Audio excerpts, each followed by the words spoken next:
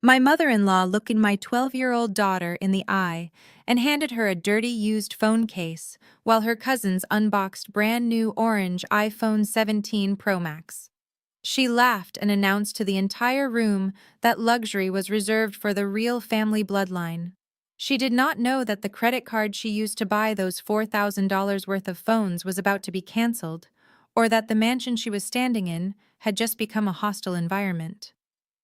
I am Zora, and this is how I gave my mother-in-law exactly 48 hours to get out of my house before I continue this story. Let me know where you are watching from in the comments below. Hit like and subscribe if you have ever had to remind someone who actually pays the bills. The early Christmas party was supposed to be elegant. I had spent the last 3 weeks coordinating with my assistants to transform the ground floor of my estate in Buckhead, Atlanta, into a winter wonderland.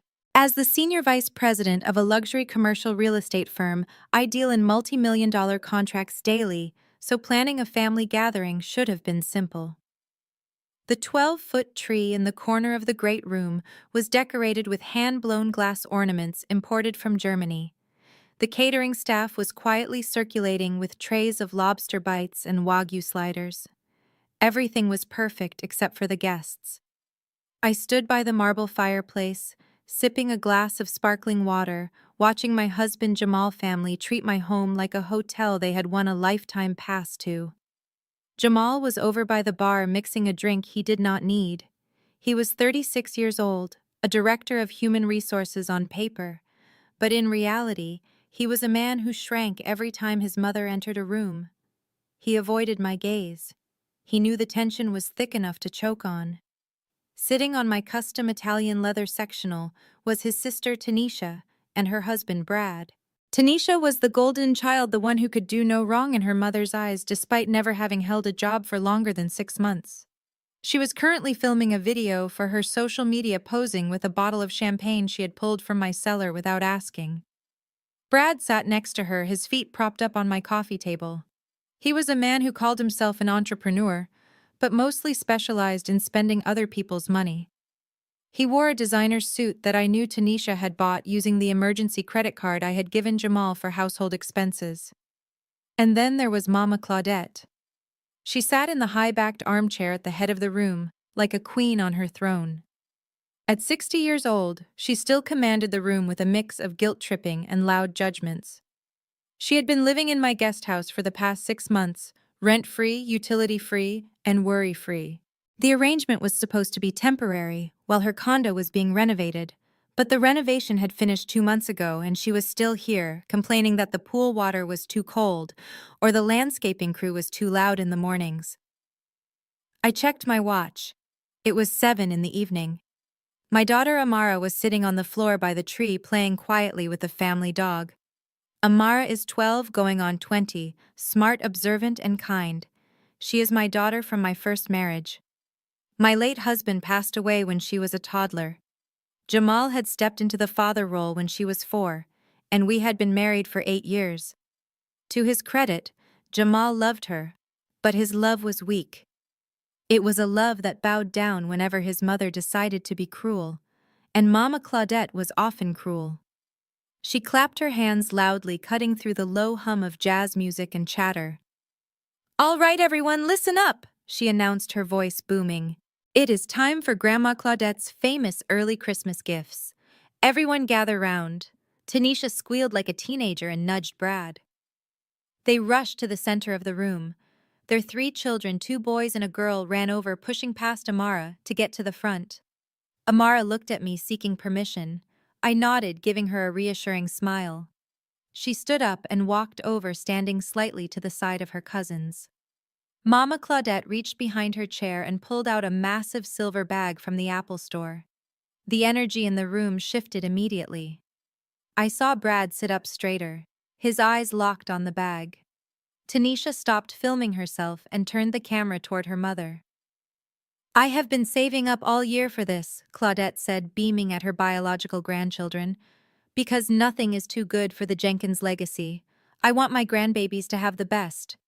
She reached into the bag and pulled out 4 sleek white boxes. The room went silent. Even I was surprised. Those were the new iPhone 17 Pro Max boxes. The rumors were that the new orange titanium finish was on back order for months and cost nearly $1,500 apiece. For my handsome grandsons, Marcus and Tyrell, she said, handing them the boxes. The boys tore into the packaging, screaming with delight as they revealed the bright metallic orange devices. And for my beautiful Princess Keisha, she handed the third box to Tanisha's daughter, who immediately started jumping up and down, screaming, "Thank you, Grandma," over and over. There was one phone box left in the bag. I watched Amara. Her hands were clasped in front of her, and there was a small, hopeful smile on her face. She did not care about phones. Really, she was a reader and artist, but she cared about belonging. She wanted to be part of the moment. Mama Claudette pulled out the fourth iPhone box, but instead of calling Amara, she looked at Brad. And for my favorite son-in-law, she said, handing the last phone to the grown man sitting on my couch, "Because you are the man of the house when Jamal is too busy." Brad grinned, taking the phone. "Thanks, Mama C, you are the real MVP." My stomach dropped. I took a step forward, but I stopped myself. Surely she had something else. Surely she would not do this in front of everyone. Mama Claudette dug around in the bottom of the shopping bag. "Oh, wait. I almost forgot," she said, her voice dropping an octave, losing the excitement. She pulled out a small, beat-up cardboard box. It looked like something that had been sitting in a garage for a decade. "Amara, step here, child," she said. Amara stepped forward, her smile faltering slightly but still polite. "Yes, Grandma." "Here you go." Claudette shoved the small box into Amara's hands. "Open it up." Amara opened the box. Inside was a faded pink plastic phone case for an iPhone model that had been obsolete for 5 years. Underneath it was a pocket-sized paperback New Testament Bible. I stood frozen. The silence in the room was deafening. Even Tanisha's kids stopped playing with their new phones to watch. Amara looked into the box, then up at Claudette, then over at her cousins holding their $1,500 devices. "Grandma," she asked, her voice trembling slightly, "I do not have a phone." Claudette let out a short, sharp laugh. It was a cruel sound. "Well, I know that, child. That is why I got you the Bible. You can pray for one. Besides, these phones are expensive. They are for the Jenkins bloodline. You know how it is. You are not really part of the legacy, are you?" She looked around the room, inviting everyone to join in on the joke. "Plus, your mother is so rich she can buy you whatever you want." "Why should I spend my pension on someone else's child?" Tanisha snickered. Brad shook his head, chuckling as he powered on his new device. I looked at Jamal. My husband. The man who had promised to protect us. He was standing by the bar, staring into his drink. His shoulders hunched. He heard every word. He saw his stepdaughter, the girl he had raised for 8 years, being humiliated for sport. And he did nothing. He did not move. He did not speak. He chose his mother's comfort over his wife's child. Amara did not cry in front of them. She had too much dignity for that. She gently placed the box on the coffee table. "Thank you for the Bible," she said quietly. Then she turned and walked out of the room. I heard her footsteps running up the stairs, and then the soft click of her bedroom door closing. The sound of that door closing was the sound of my patience snapping. It was the sound of the last thread of my generosity breaking. I finished my sparkling water in one long swallow. I set the crystal glass down on the mantelpiece with a deliberate click. The sound was sharp enough to make Brad look up. Mama Claudette was beaming, feeling victorious. She turned to me expecting a fight, expecting me to yell so she could play the victim. She wanted the angry black woman reaction so she could tell the church ladies how unstable I was. I did not give it to her. I walked to the center of the room. My heels clicked on the hardwood floor, echoing in the sudden silence. I smoothed the front of my silk dress. I looked at the pile of expensive Apple packaging littering my floor. Then I looked at Claudette. "You are absolutely right," I said. My voice was low, calm, and terrifyingly steady. Claudette blinked, confused. "Excuse me." "I said you are right," I repeated. I walked over to the coffee table and picked up the cheap phone case. I turned it over in my hands. We should really stop forcing things that do not fit. We should respect the boundaries of family and ownership. Claudette smirked, thinking I was capitulating. Well, I am glad you finally see it, Zora. Blood is thicker than water. Exactly, I said. And since we are establishing boundaries based on blood and legacy, I think it is time we correct a few living arrangements. I checked my diamond-encrusted watch. It is 7:15 on Friday. Since you are not part of my bloodline, and since Amara is not family enough for a Christmas gift, then it stands to reason that you are strangers in this house. Jamal finally looked up, his eyes wide with panic. Zora, wait. I ignored him. I kept my eyes locked on Claudette. You have 48 hours. By 7:15 on Sunday evening, I want you and every single item you own out of my guest house. Claudette's mouth fell open. The smirk vanished, replaced by genuine shock. You cannot be serious. I am your mother-in-law. This is Jamal's house too. I laughed. It was a cold, dry sound. No, Claudette. This is my house. I bought it 3 years before I married Jamal. My name is on the deed, my name is on the mortgage, and my name is on the utility bills that keep you warm at night. Brad stood up, trying to look menacing. Now hold on, Zora. You cannot just kick an old woman out on the street. That is illegal. You have to give 30 days notice. I know the law. I turned my gaze to Brad. He shrank back slightly. Brad, you are a guest here. A guest who is currently eating my food, drinking my wine, and holding a phone he did not pay for. If you say one more word about the law, I will have security escort you off the property for trespassing right now. Do you want to test me? Brad sat back down, clutching his orange phone. I turned back to Claudette. She was clutching her chest, starting to hyperventilate. Oh, my heart! Jamal, she is killing me. She is putting your mother on the street. Jamal rushed over to her. Zora, please. She is old. You are upset. Let us talk about this upstairs. I am not upset, Jamal. I said, my voice cutting through his panic. I am perfectly clear. Your mother just told my daughter she does not belong in this family. She drew the line. I am just enforcing it. I walked over to the tree where the empty box still lay. I picked it up. 48 hours, Claudette. If you are not gone, I will have the locks changed and your belongings placed on the curb. And if you think I am bluffing, ask yourself who paid for the car you drove here in. I did not wait for a response. I turned and walked toward the stairs. Behind me, the room exploded into chaos. Tanisha was shouting, Claudette was wailing, Jamal was trying to calm everyone down. I walked up the stairs to Amara's room. I knocked gently and went inside. She was lying on her bed, hugging a pillow, her eyes red. I sat down next to her and pulled her into my arms. I am sorry, I said.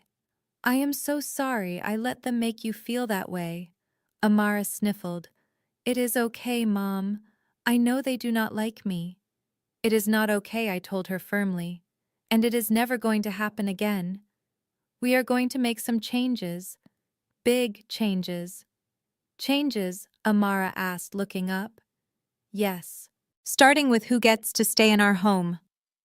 Downstairs, I could hear Jamal shouting my name. I ignored it. I pulled out my phone and opened my banking app. I scrolled to the credit card section. There was the charge pending for the Apple Store, $5,800, charged to the supplementary card I had given Jamal for emergencies and groceries. I stared at the number. My mother-in-law had used my money to buy gifts that excluded my daughter. She had used my success to fund her cruelty. I tapped the screen. Freeze card. Then I tapped the next one. Report lost or stolen. I smiled at my daughter. Get your shoes on, baby. We are going out for ice cream. And on the way we are going to stop at the Apple Store. I think gold is more your color than orange anyway. As we walked down the stairs past the living room, the silence returned. They watched us leave. Claudette was still holding her chest, but her eyes were watching me with pure hatred. She thought the war had just started.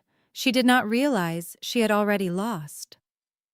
I opened the front door and led my daughter out into the cool Atlanta night, leaving the parasites to realize that the host had finally woken up.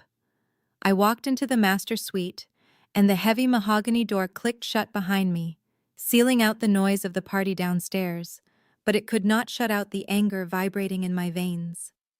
The master bedroom was my sanctuary, a space of cool grays and silvers I had designed to be a retreat from the world, but tonight it felt like a war room. I kicked off my heels and walked into the walk-in closet, not to hide, but to find the one thing I needed to end this conversation before it even began. Jamal burst into the room a moment later. He did not knock. He never knocked. He paced back and forth on the plush carpet, running his hands over his bald head, a nervous tic he had developed whenever his mother was displeased. "Zora, you have to go back down there and apologize," he said, his voice pitching high with anxiety. "You cannot just threaten to evict my mother on Christmas." "Do you know how crazy you sounded? She is an old woman, Zora. She has high blood pressure. If she has a stroke tonight, it will be on your hands." I stepped out of the closet holding my iPad. I did not look at him. I walked to the chaise lounge by the window and sat down, crossing my legs. The city lights of Atlanta twinkled in the distance, indifferent to the domestic disaster unfolding in my home. "I am not apologizing, Jamal," I said calmly. And I meant what I said. 48 hours. If she is not out, I will have the sheriff remove her. Jamal stopped pacing and looked at me with that expression I had come to loathe, a mixture of pity and condescension. He walked over and sat on the edge of the bed, leaning forward, elbows on his knees, trying to use his HR voice, the one he used to de-escalate workplace conflicts. "Baby, listen to me," he said, softening his tone. "I know you are hurt. I know you are protective of Amara. But you are overreacting. Mom is just old-fashioned. It is tradition in our family to prioritize the bloodline.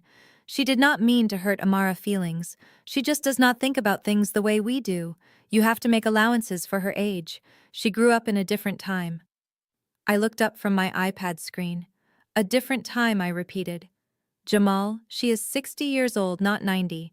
She watches TikTok. She knows exactly what she is doing. She handed my daughter a Bible while handing her other grandchildren computers that cost more than some people's cars. That is not tradition, that is psychological warfare." "It was just a joke," Jamal insisted, waving his hand as if to swat away my logic. "You know how she is. She has a dry sense of humor. You are taking it too personally because you have always been insecure about Amara not fitting in." The gaslighting was so practiced, so smooth, that for a second I almost admired it. He was trying to flip the script to make me the problem, to make my reaction the issue, rather than his mother's abuse. He wanted me to believe that my anger was a symptom of my own insecurity, not a rational response to cruelty. I stood up and walked over to him. I held the iPad out so he could see the screen. "If it was a joke, Jamal, then explain the punchline to me," I said. "Explain to me why the notification I got on my phone 10 minutes ago says that $5,842 was charged to the American Express card I gave you for household emergencies." Jamal froze. His eyes flicked to the screen, then away. He swallowed hard. I pulled up the itemized receipt from the Apple Store. 4 iPhone 17 Pro Max devices, 1 terabyte storage, orange titanium, purchased yesterday at 4 in the afternoon. "You told me you needed that card because the pool pump broke," I said, my voice dropping to a whisper. "You told me you needed to call a specialist. But the pool is still cold, Jamal. And your mother just handed out $6,000 worth of electronics to children who treat my daughter like a ghost." Jamal stood up, backing away from the iPad as if it were a loaded weapon. "Mom wanted to get them something nice," he stammered. "She did not have the cash liquid right now. She is waiting on a settlement check. She promised she would pay us back next month." "Pay us back?" I laughed, and it was a harsh, jagged sound. "Jamal, your mother has not paid for a cup of coffee since 1995. She lives in my guest house for free. She eats my food. She drives the Lexus I leased. And now she is using my money, my hard-earned money, to buy gifts that are specifically designed to make my child feel inferior. It is not just your money, Zora." He snapped, his defensive instincts kicking in. "We are married. It is our money. Georgia is a marital property state." I walked over to the dresser where he kept his wallet. I picked it up and tossed it to him. He caught it reflexively. "Open it," I commanded. He hesitated. "Zora, stop this. Open it, Jamal. Take out the black card, the one with my name on the account and yours as the authorized user." He slowly pulled the card out. It was the card I had added him to 3 years ago when he said he wanted to feel more like an equal partner in our finances. I had done it out of love. I had done it to boost his ego. "Hand it to me." He clutched the card tighter. "No. I need this for gas for groceries. You cannot just cut me off like a child." "You are acting like a child," I said. "You are acting like a child who steals from his mother's purse to buy candy for his friends. You stole from me, Jamal. You took money that could have gone to Amara's college fund, money that could have gone to charity, and you used it to fund your mother's narcissism. Hand it over." He did not move, so I walked over to my desk and picked up the pair of heavy gold scissors I used for opening mail. I walked back to him. I extended my hand. Jamal looked at the scissors, then at my face. He saw something there that made him flinch. He saw the end of his free ride. He slowly placed the black metal card in my palm. I did not hesitate. I cut through the chip. Then I cut it again and again until the pieces fell onto the expensive carpet like confetti. "That account is closed," I said, stepping over the plastic shards. "And tomorrow I am auditing every other joint account we have. If I find one more cent missing, one more unauthorized transaction to Tanisha or Brad or your mother, there will be hell to pay." Jamal looked down at the ruined card and his face twisted into a mask of ugly desperation. "You are controlling," he spat. "You think because you make more money you get to dictate everything. You emasculate me, Zora.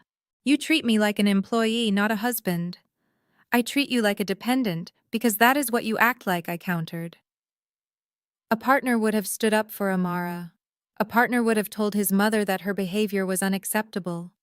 A partner would not have let his wife pay for her own daughter's humiliation. Jamal ran his hands over his face again, pacing faster now. "You do not understand. I had to do it. I had to let her buy the phones." "Why, Jamal? Why did you have to let her buy $5,000 worth of phones with my money?" "Because I promised Brad," he shouted, the words exploding out of him. I stopped. The room went dead silent. "You promised Brad what?" Jamal stopped pacing. He looked like he wanted to vomit. He sank back down onto the bed, his head in his hands. "Brad is starting a new venture," he mumbled into his palms. "A crypto mining operation. He needed capital. He needed investors to show proof of liquidity." I told him we would invest. My blood ran cold. Brad was Tanisha's husband. He was a man who had never worked a legitimate job in his life. He was a white man who wore dashikis to my family reunions because he thought it made him down with the culture. But mostly he was a leech who had drained Tanisha's savings dry before they even got married. "How much?" I asked. My voice was very quiet. "How much did you promise him?" Jamal did not look up. 50,000. I felt the room spin. $50,000. "And where exactly were you planning to get $50,000, Jamal?" "Our liquid savings are for emergencies. The rest is tied up in investments and property." "I was going to pull it from the home equity line," Jamal said, his voice barely a whisper. "I thought if I just gave him the seed money, he would double it in 6 months." He showed me the business plan, Zora. It looked solid. He just needed the iPhones for his team. He said it was a signing bonus to get the best developers. I stared at him. The sheer stupidity was breathtaking. "So the phones were not even gifts from your mother," I said slowly, putting the pieces together. "They were bought with my money given to your nephews as toys, but they were actually part of a business scam run by your brother-in-law, and your mother took credit for it." "She did not know about the business part," Jamal said quickly, defending her even now. "She just wanted to look good. Brad told her he would handle the purchase if she took the credit. She just wanted to be the hero. And you let her. You let her play the hero with my money while she treated my daughter like trash." Jamal stood up, his face hardening. He was cornered, and like a cornered animal he decided to attack. You care more about the money than you do about family, he yelled. That is your problem, Zora. You are cold, you are obsessed with your bank account. You do not understand loyalty. I understand theft, I said. If you kick my mother out, Jamal said, stepping close to me, trying to use his height to intimidate me, trying to regain some shred of authority. If you kick her out, I am leaving too. I mean it, Zora. I will file for divorce. I will take half of everything, half the house, half your business, half your investments. You think you can control me with money, but the law says otherwise. He was puffing his chest out, trying to look like the man of the house, trying to scare me into submission. He thought the threat of losing him would bring me to my knees. He thought I was the same woman who had married him because I wanted a father for Amara, because I was tired of being alone. He did not realize that woman had died the moment he watched Amara open that empty box and said nothing. I looked him up and down, taking in the designer suit I had paid for the watch I had bought him, the man who was nothing more than a suit filled with cowardice and debt. I walked over to the nightstand and picked up my phone. I unlocked it and held it out to him. Do it, I said. He blinked, confusion breaking his angry facade. What? Call the lawyer, I said. Call him right now. My attorney is on retainer. His name is David Goldstein. He is a shark, Jamal. He drafted our prenup. The prenup you signed without reading because you were too busy planning the honeymoon I paid for. The prenup that specifically states that any infidelity or financial misconduct voids your claim to spousal support and asset division. Jamal's face went ashen. He had forgotten about the prenup. Or maybe he just assumed I would never enforce it. Misappropriating funds for a fraudulent investment scheme with a known grifter like Brad counts as financial misconduct. I continued, my voice hard as diamond. And I have the receipts. I have the credit card statement. I have the confession you just made, which I am sure the security cameras in this room recorded perfectly. I pointed to the small, discreet camera lens in the corner of the ceiling near the smoke detector. I had installed them for security when I traveled, but they captured domestic disputes just as clearly. Jamal looked up at the camera, then back at me. His bravado evaporated instantly, replaced by pure terror. Zora, wait. I did not mean it. I was just angry. I am not angry, Jamal, I said, walking to the door. I am done. You have until the morning to decide whose side you are on. If you are still standing with your mother and Brad when the sun comes up, you can leave with them, and you can take your debt with you. I opened the bedroom door. Where are you going? He asked, his voice trembling.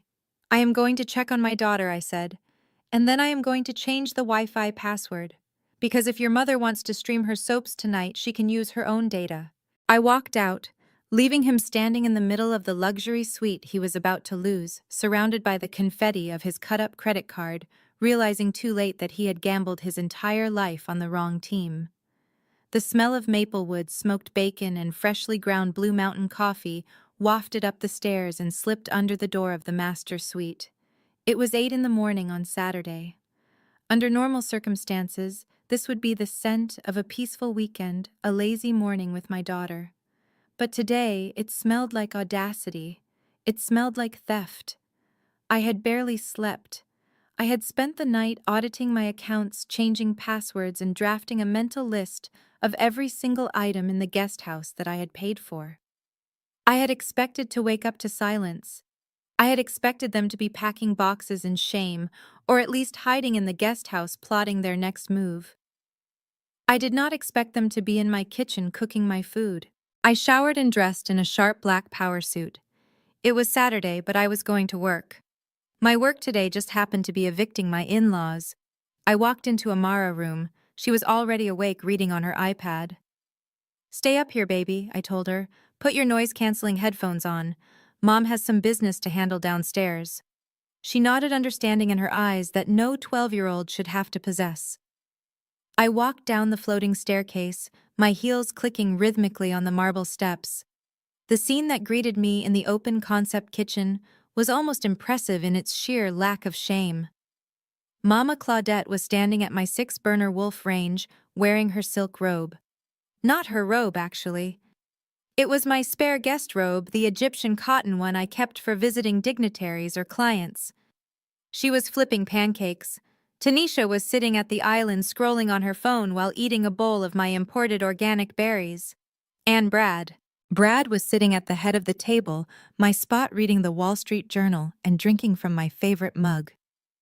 They looked like a happy family in a pharmaceutical commercial, a family that had broken into a mansion and decided to squat. "Good morning," Zora Claudette chirped without turning around. "I made pancakes. Blueberry. Since you cut off the Wi-Fi, we figured we would come over here for breakfast. We need to discuss the internet situation.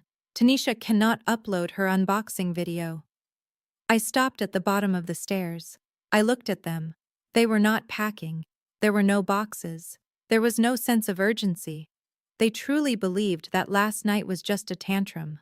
They thought I would wake up, calm down, and go back to being the bankroll. "Get out," I said. The chatter stopped. Brad lowered the newspaper.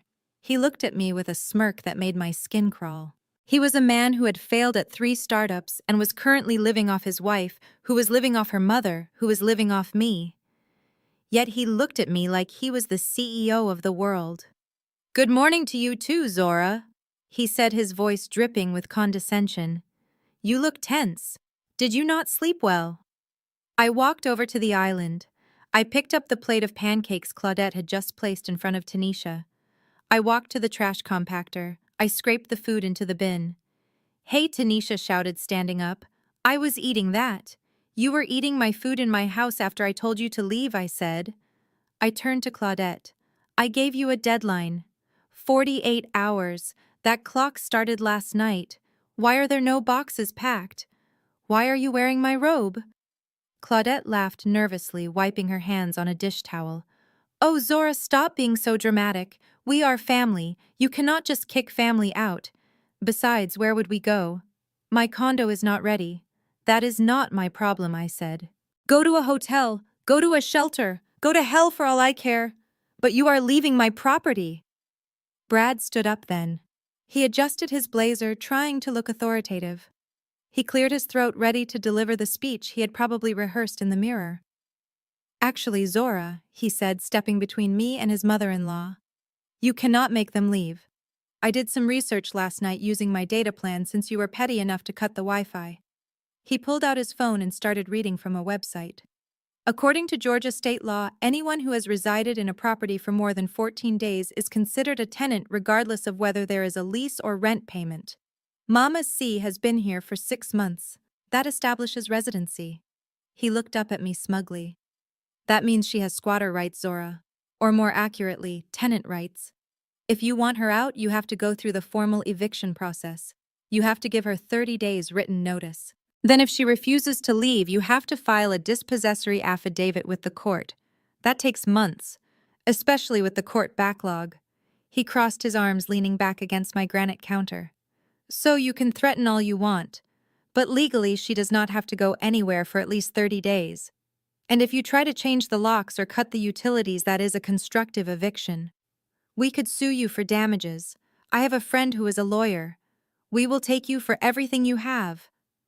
Tanisha beamed at her husband. "Tell her, baby. She thinks she knows everything just because she has money." Claudette went back to flipping pancakes, humming a little tune. "See, Zora," she said over her shoulder. "Brad knows the law. You should listen to the man of the house." I stared at Brad. I stared at his smug, average face. He thought he had checkmated me. He thought he could come into my house, eat my food, and use Google to hold my property hostage. He forgot who I was. He forgot what I did for a living. I did not scream. I did not argue. I smiled. It was the kind of smile a shark gives before it drags a seal under. "You are right, Brad," I said softly. Brad blinked, surprised by my capitulation. "I am." "Yes. Tenant laws are very strict in Georgia. Constructive eviction is illegal." "You really did your homework." I pulled out my phone. However, I continued tapping the screen. "You missed a very important distinction, one that I deal with every single day in commercial real estate.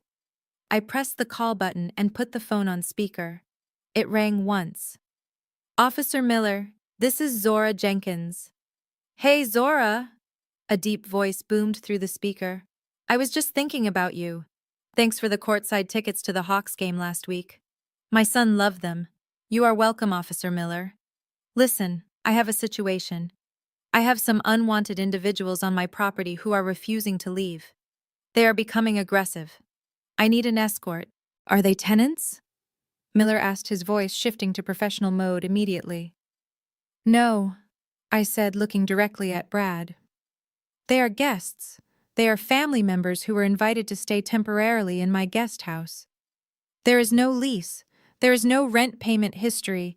They are classified as guests at will. And in the state of Georgia, a guest who refuses to leave when asked is not a tenant. They are a trespasser. Brad's smirk faltered. I need them removed, I said, and I have a locksmith en route to secure the premises. I am 5 minutes away, Zora Miller said. Sit tight. I hung up. The silence in the kitchen was heavy. Brad laughed, but it sounded forced. You are bluffing. The police will not get involved in a civil matter. They will tell you to go to court.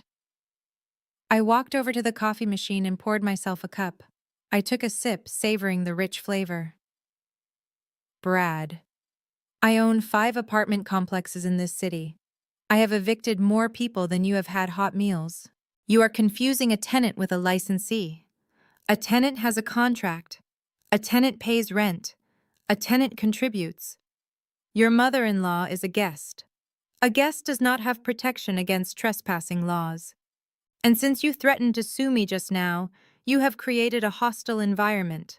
That gives me the right to remove you immediately for my own safety. Claudette turned off the stove. Her hands were shaking. Zora, you called the police on your own mother. Mother-in-law, I corrected. And yes, I did. Because you refused to leave. You are evil, Tanisha spat, standing up. You are a cold, heartless witch. Brad is right. We are not going anywhere. Let the police come. They will see a sick old woman and they will take our side. 5 minutes later, the doorbell rang. The heavy chime echoed through the tense house. I went to the door. Officer Miller stood there. He was 6 feet 4 inches of no-nonsense law enforcement. He was also a man whose wife I had helped start her catering business. We had a relationship built on mutual respect and favors. Behind him, parked in my circular driveway, was a white van with the words, Atlanta 24-hour locksmith printed on the side. Morning, Zora Miller said, touching the brim of his hat. These the folks. He looked past me into the kitchen where Brad, Claudette, and Tanisha were huddled together, looking like deer in headlights. Yes, I said, stepping aside. I have revoked their invitation to be on my property. They are refusing to leave. Miller walked into the kitchen. His boots made a heavy thud on the floor. He stopped in front of the island. Folks, he said, his voice calm but authoritative. Ms. Jenkins has asked you to leave. You are currently trespassing. You need to gather your essential belongings and vacate the premises immediately. Brad stepped forward, trying to puff out his chest again. Officer, this is a civil matter. We have residency here. You cannot just kick us out. We have rights. Miller looked at Brad like he was a bug on a windshield. Do you have a lease, son? No, but we. Do you have a utility bill in your name at this address? Well, no, Zora pays the bills, but... Do you have a canceled check showing rent payment? Brad stammered. It was an informal arrangement. We are family. Then you are guests, Miller said. And the homeowner has asked you to leave. If you do not leave voluntarily, I will arrest you for criminal trespass, and I will arrest you for theft of services if you try to stay. Brad looked at me. His face was red. He realized his Google law degree was useless against a badge and actual property rights. This is unbelievable, he muttered. Miller turned to me. Do you want them arrested, Zora? I looked at my watch. I told them they had 48 hours. I am a woman of my word. They have until tomorrow evening to get their furniture out. But I want them off the property now. And I am changing the locks on the guest house immediately to ensure my safety. Miller nodded. You heard the lady. Grab your purses. Grab your coats. You can coordinate with Ms. Jenkins' attorney to pick up your furniture later. Right now, you are leaving. Claudette let out a wail. My medicine, my clothes. I cannot go out there like this. Officer Miller can escort you to the guest house to get a bag, I said. One bag. 5 minutes. I signaled to the locksmith who was waiting by the door. Go ahead, I told him. Start with the guest house front door, then the side entrance. I want the codes changed on the main gate too. The locksmith nodded and headed out back, carrying his heavy drill. The sound of the drill biting into the metal of the guest house lock was loud. It screeched through the morning air. It was a violent mechanical sound. It was the sound of access being revoked. It was the sound of consequences. Mama Claudette heard that drill, and she cracked. She grabbed onto the granite countertop, her knuckles turning white. She started gasping for air. Her eyes rolled back in her head. Oh, Lord, she screamed. My heart. My chest. It is tightening. I cannot breathe. Brad, help me. She is killing me. She slumped toward the floor. Tanisha caught her screaming. Mom! Mom, breathe. You are killing her, Zora. You are giving her a heart attack. Brad looked at Officer Miller. Call an ambulance. She has a heart condition. Miller looked at me, raising an eyebrow. He had seen a lot of things on the job. He knew bad acting when he saw it. But he also knew liability. Call them. I said, my face completely blank. Call the paramedics. Let us get her checked out. Claudette was writhing on the floor now, clutching her chest and moaning. It was a performance worthy of a daytime Emmy. She thought if she got sick, if she created a medical emergency, I would back down. She thought I would feel guilty. She thought the police would leave. She did not know that I had stopped feeling guilty about her health the day she faked a migraine to get out of attending my daughter's piano recital, only to be tagged in photos at a casino 2 hours later. I stepped over her legs to get to the fridge. I took out a bottle of water. While we wait for the ambulance, I said to the locksmith who had paused in the doorway, keep drilling. Do not stop until every lock is changed. The screech of the drill started up again, harmonizing with Claudette's wails. I took a sip of water and watched the show. The ambulance sirens wailed against the quiet Saturday morning air of our gated community, creating a symphony of chaos that my mother-in-law had orchestrated perfectly. Mama Claudette lay on the marble floor of my kitchen, clutching her chest with one hand and gripping the hem of her silk robe with the other.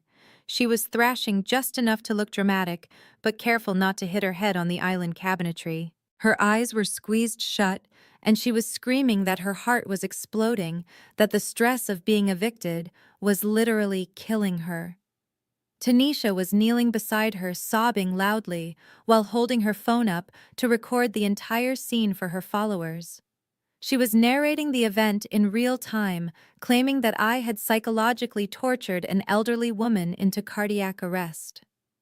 Brad stood by the door looking pale and useless, asking the paramedics if they accepted crypto for the copay. I stood by the refrigerator, my arms crossed, watching the performance, with the detached interest of a person watching a bad soap opera. I knew Claudette's health history better than she did, because I paid her insurance premiums. Her heart was as strong as an ox. Her cholesterol was lower than mine. The only thing wrong with her heart was that it was 2 sizes too small. The paramedics loaded her onto the stretcher.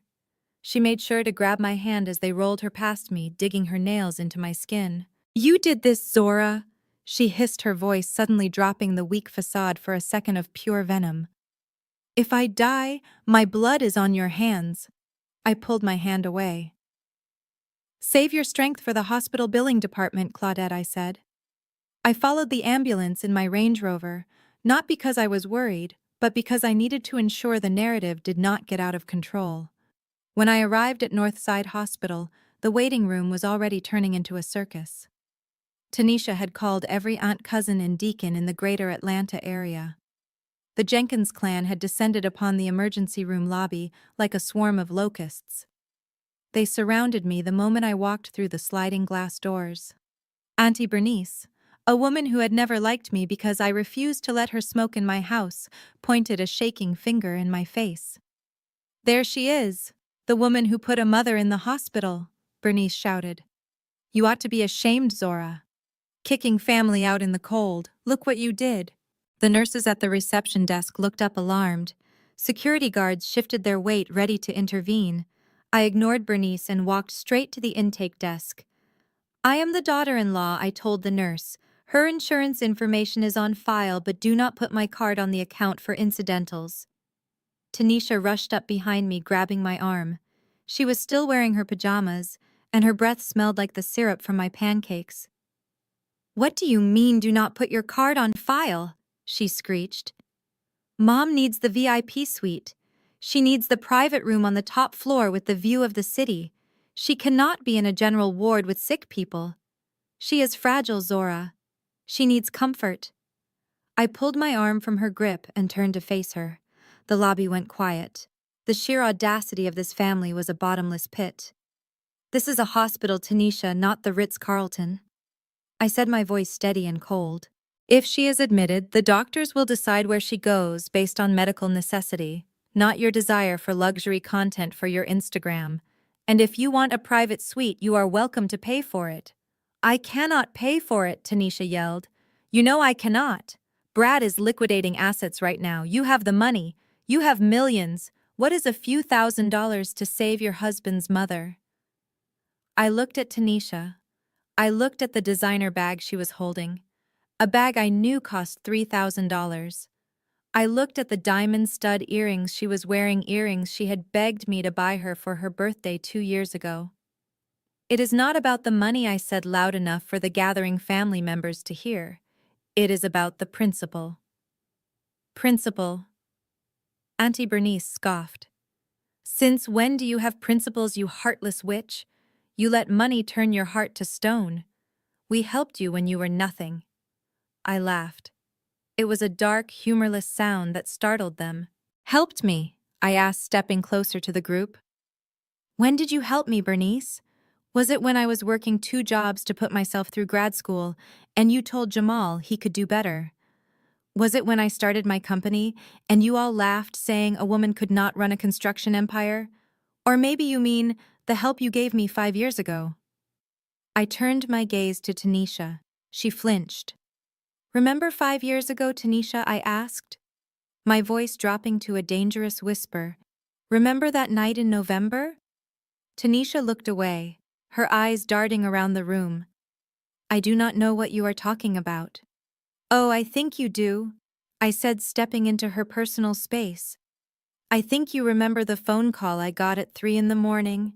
Not from you, but from the DeKalb County Jail. Your mother had been picked up. Tax evasion. 5 years of unreported income from that catering side business she ran under the table. The IRS was not asking nicely anymore. They were talking about prison time. Real federal prison time." The family members who had been murmuring insults suddenly went quiet. This was not a story Claudette told at Sunday dinner. The bail was set at $50,000. I continued, relentless. She called me because she knew Jamal did not have it. She called me begging, crying, saying she would die in a cell.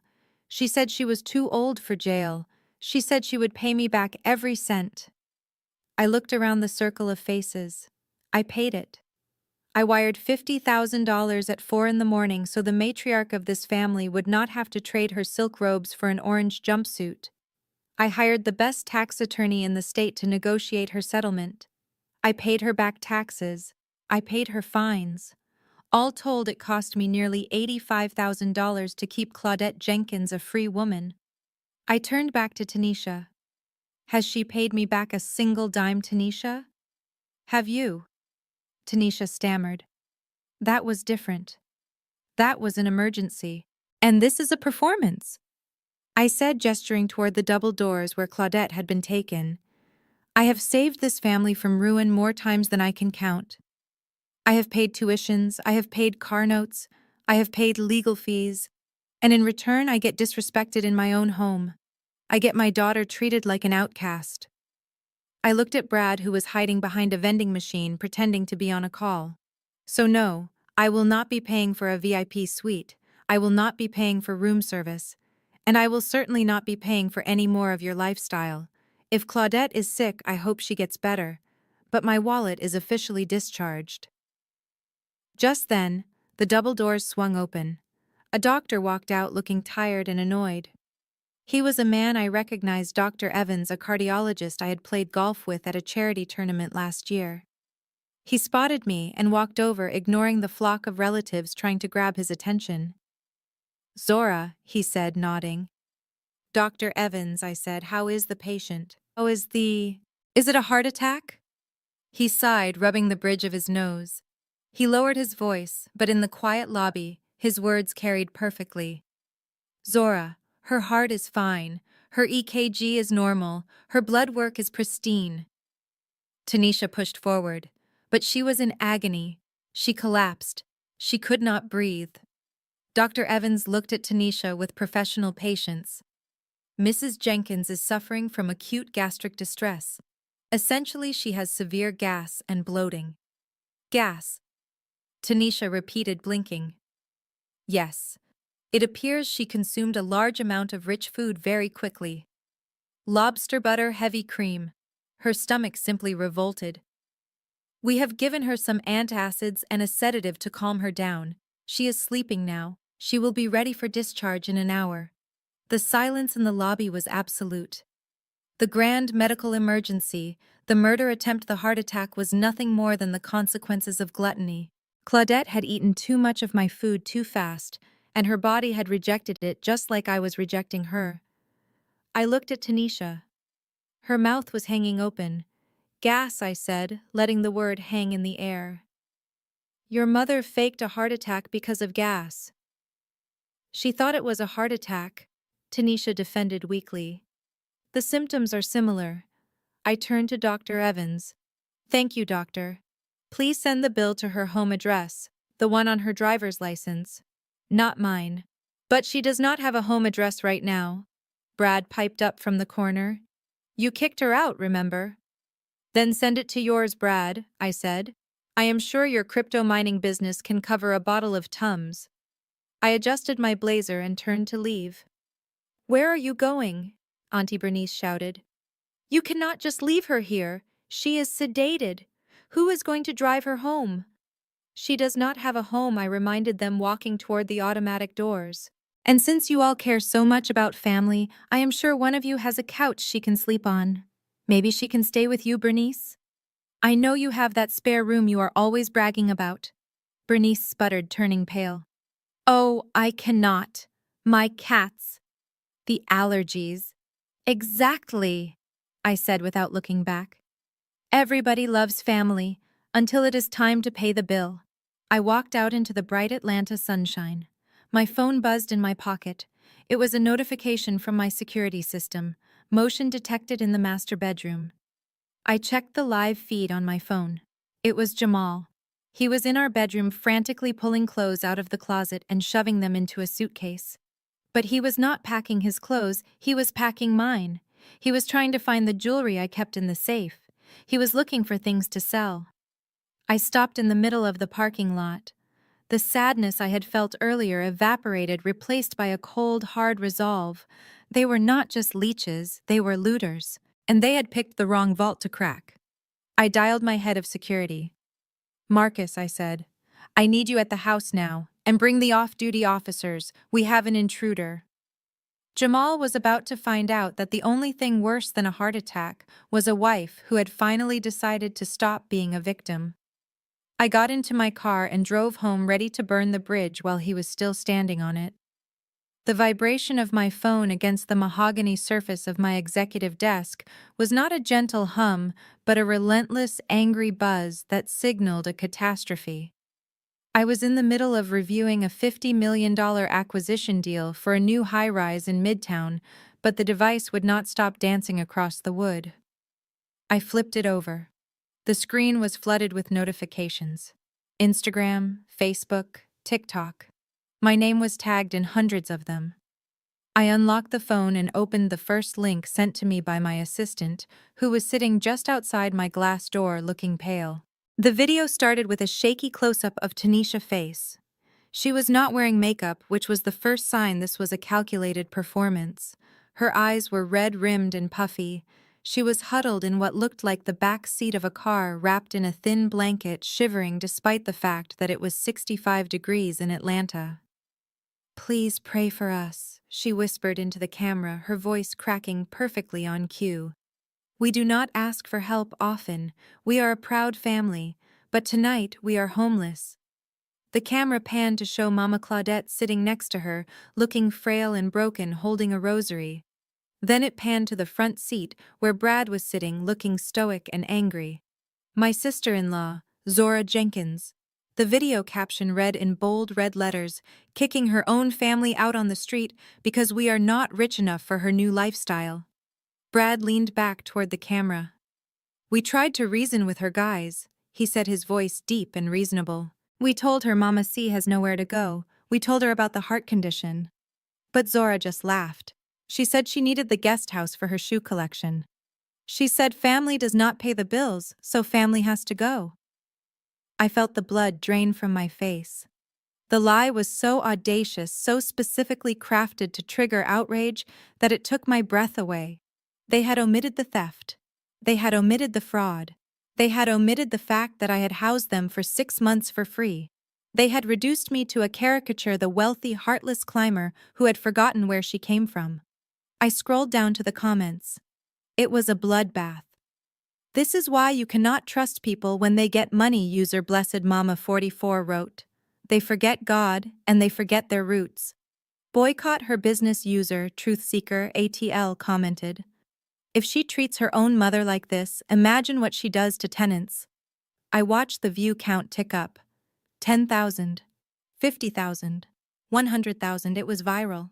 In the tight-knit, affluent Black community of Atlanta, reputation was currency, and my currency was currently burning to the ground. I stood up and walked to the window, looking out over the skyline. My reflection in the glass looked calm, impeccably dressed in a cream silk blouse, but inside I was screaming. They were using the very platform I had helped Tanisha build to destroy me. I had paid for her lighting ring. I had paid for her camera. I had paid for the data plan she was using to upload this slander. My office door opened. It was my boss, Mr. Sterling. He did not look happy. "Zora," he said, stepping inside and closing the door. "We are getting calls. People are leaving 1-star reviews on the firm page citing your personal life. They are calling you a predator." I turned around. "It is a lie, David. All of it. They stole from me. They committed credit card fraud. I evicted them for my own safety." "I believe you," he said, and I could tell he meant it because he knew my character. "But the board does not care about truth. They care about optics. You need to fix this, Zora. Quietly. And quickly. Or we are going to have a very different conversation about your future here." He left, and I was alone with the buzzing phone. I sat back down. My instinct, the instinct of the girl who had fought her way up from nothing, was to fight back. I wanted to comment. I wanted to go live and scream the truth. I wanted to post the receipts, the credit card statements, the bail bond receipt from 5 years ago. But I stopped myself. That was what they wanted. They wanted a mud fight. They wanted me to get down in the dirt with them, because in the dirt everyone looks the same. If I argued, I looked defensive. If I insulted them, I looked bitter. No, I needed to be surgical. I picked up my office phone and dialed a 4-digit extension. "IT Security. This is Kevin. Kevin, it is Zora. I need you to do something for me, and I need you to keep it off the official logs." Kevin owed me. I had helped his daughter get into a prestigious magnet school last year. "Anything, Ms. Jenkins." "What do you need?" "I need you to access the cloud server for my home security system. The login is my personal email." I gave him the password. "I need you to pull footage from the last 48 hours. Specifically, the living room camera from Friday night and the kitchen camera from Saturday morning. I need the audio enhanced. I need it clear. You got it, Ms. Jenkins. Give me 20 minutes." I hung up and stared at the phone. While I waited, I watched the notifications roll in. My neighbors in Buckhead were texting me, not to ask if I was okay, but to ask if there would be news vans on the street because they did not want their driveways blocked.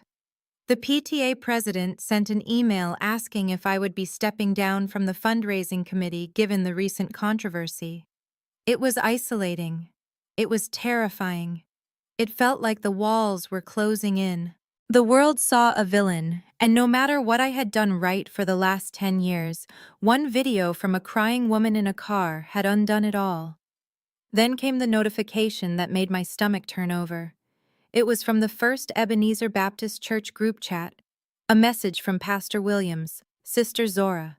The message read, "The deacons and I are deeply troubled by the cries of your mother-in-law. The Bible tells us to honor our father and mother. We cannot stand by while a family is torn apart in our community. We are holding a special reconciliation session this Sunday after service. We expect you to be there. Mama Claudette and your family will be present. It is time to heal." It was not an invitation. It was a summons. A public trial disguised as a prayer meeting. I knew exactly what this was. Mama Claudette had gone to the pastor. She knew the church was the center of social power in our circle. If the church condemned me, I was finished in this town. She was going to use the sanctity of the altar to bully me into submission. She wanted me to apologize in front of the congregation. She wanted me to open my wallet and buy back my reputation. I looked at the message. I looked at the video of Tanisha crying crocodile tears. Kevin emailed me a file. Subject line home footage. I opened the file. I watched the video clips. I watched Brad leaning back in my chair laughing about his Ponzi scheme. I listened to Tanisha calling Jamal a weak fool. I listened to Mama Claudette explicitly stating that my money belonged to the Jenkins bloodline because I was just the vessel. I watched it twice. A cold, hard smile touched my lips. They wanted a show. They wanted a public reconciliation. They wanted to drag me before the court of public opinion. Fine. I would give them a show. I picked up my phone and typed a reply to Pastor Williams. "Pastor, I appreciate your concern. I will be there on Sunday. I think it is important for the truth to be brought into the light." I hit send. Then I called Kevin back. "Kevin, I need one more favor. Do you know how to connect a remote device to the projection system at First Ebenezer?" Kevin chuckled. "Ms. Jenkins, I set up that system. I have the master override code." "Good," I said. "Be ready on Sunday morning. We are going to church." I stood up and grabbed my purse. The tears were gone. The fear was gone. They had tried to destroy my career. They had tried to turn my community against me. They had used my silence as a weapon. They forgot that I dealt in contracts and clauses for a living. They forgot that I always read the fine print. And they forgot that in the house of God, the truth is supposed to set you free. I was going to set them all free. Free from my house, free from my money, and free from the delusion that they could ever cross me again. I walked out of my office head high, ready for the sermon of a lifetime. I drove home from the office with the silence of the grave inside my car. My phone was still buzzing with notifications from the fallout of Tanisha's video, but I had turned it face down on the passenger seat. I did not need to see the comments. I knew what they said. I knew that in the court of public opinion I had already been convicted, hung, and quartered. When I pulled into the driveway of my estate, the house looked beautiful in the twilight. The landscape lighting I had paid $40,000 to install cast a warm, golden glow on the limestone facade. It looked like a sanctuary. It was a lie. Inside it was a crime scene where my marriage had been murdered. I walked through the front door and found Jamal sitting in the living room. He was sitting in the dark, illuminated only by the blue light of the television, which was muted. He was drinking my scotch, the good scotch, the 30-year-old single malt I had bought for myself when I closed the deal on the Midtown high-rise. He looked up when I entered. His eyes were red. He looked exhausted. He looked beaten. And for a split second, a very dangerous split second, I felt a flicker of pity. But then I remembered the video. I remembered Tanisha shivering in the car and Brad lying through his teeth. We need to talk, Jamal said, his voice slurring slightly. I walked over and turned on the lamp. The light was harsh. It exposed the sweat on his forehead and the stain on his shirt. There is nothing to talk about, Jamal, I said, placing my purse on the console table. I am filing for divorce. I have already spoken to David. He will be sending the papers over on Monday. Jamal stood up. He swayed slightly. No. No divorce. We can fix this, Zora. I have been talking to Brad. I froze. You have been talking to Brad. The man who just defamed your wife to the entire city of Atlanta. The man who is currently trying to destroy my career. You are talking to him. He is family. Zora. Jamal pleaded, walking toward me, his hands out. Hands. He is hurting. Tanisha is hurting. They are scared. They lashed out. It was wrong. I know it was wrong, but they are willing to make it right.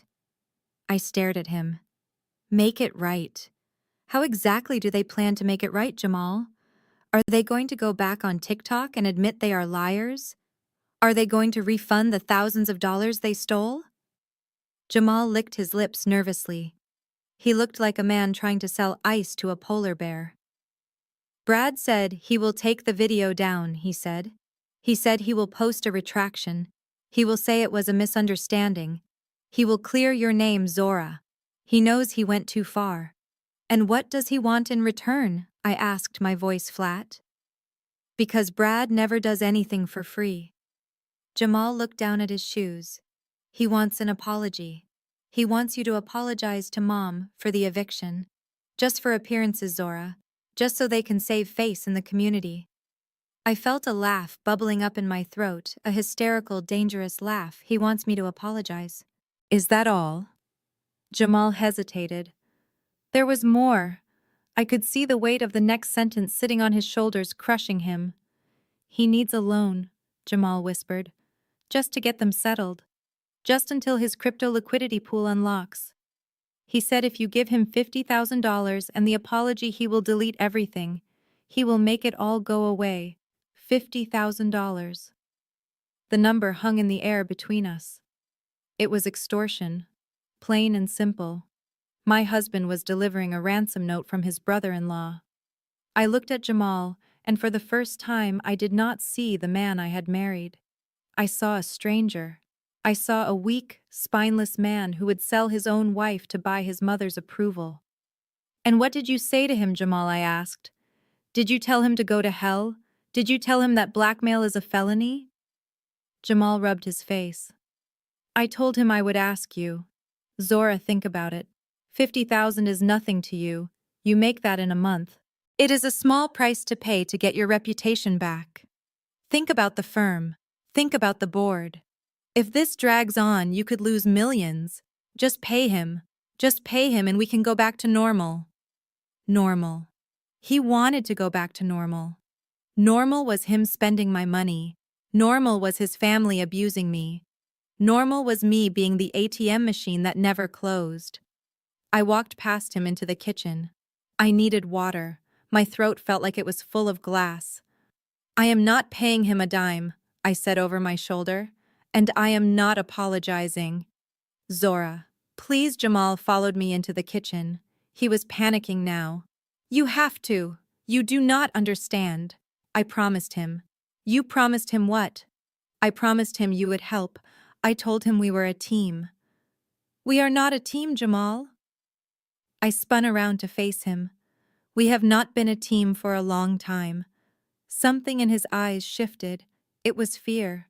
Pure, unadulterated fear. He was terrified. Not of losing me. He was terrified of Brad. He was terrified of Tanisha. Why are you so scared, Jamal? I asked, stepping closer. Why are you so desperate to give Brad money? It is not just about the video, is it? He looked away.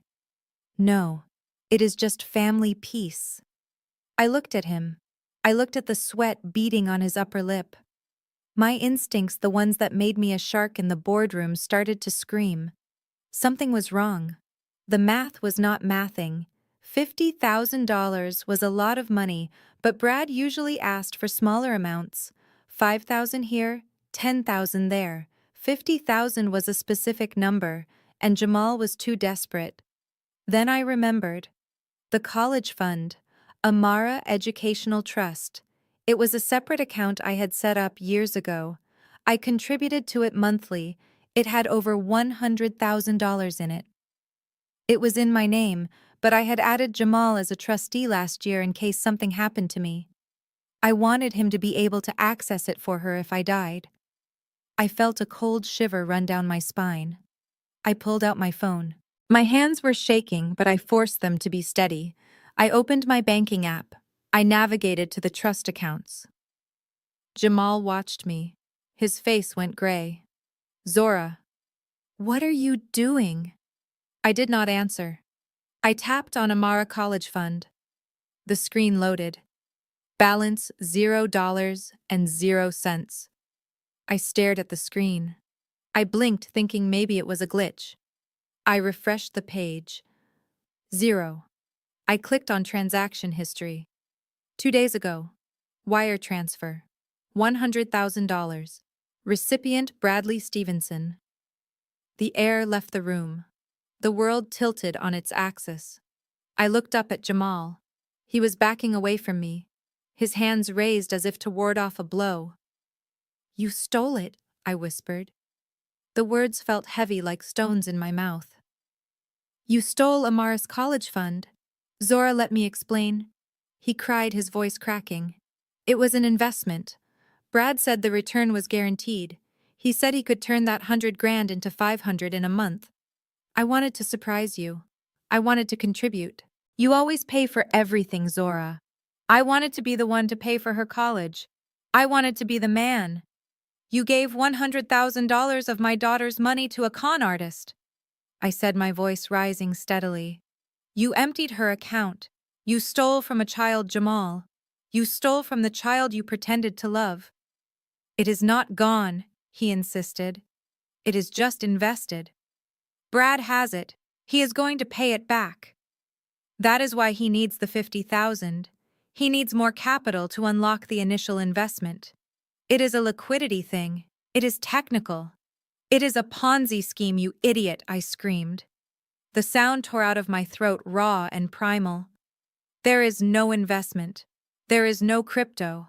He took the money and he spent it. He probably paid off his gambling debts or bought that fake jewelry Tanisha wears. It is gone, Jamal. It is all gone. Jamal fell to his knees. He was crying now, ugly sobbing.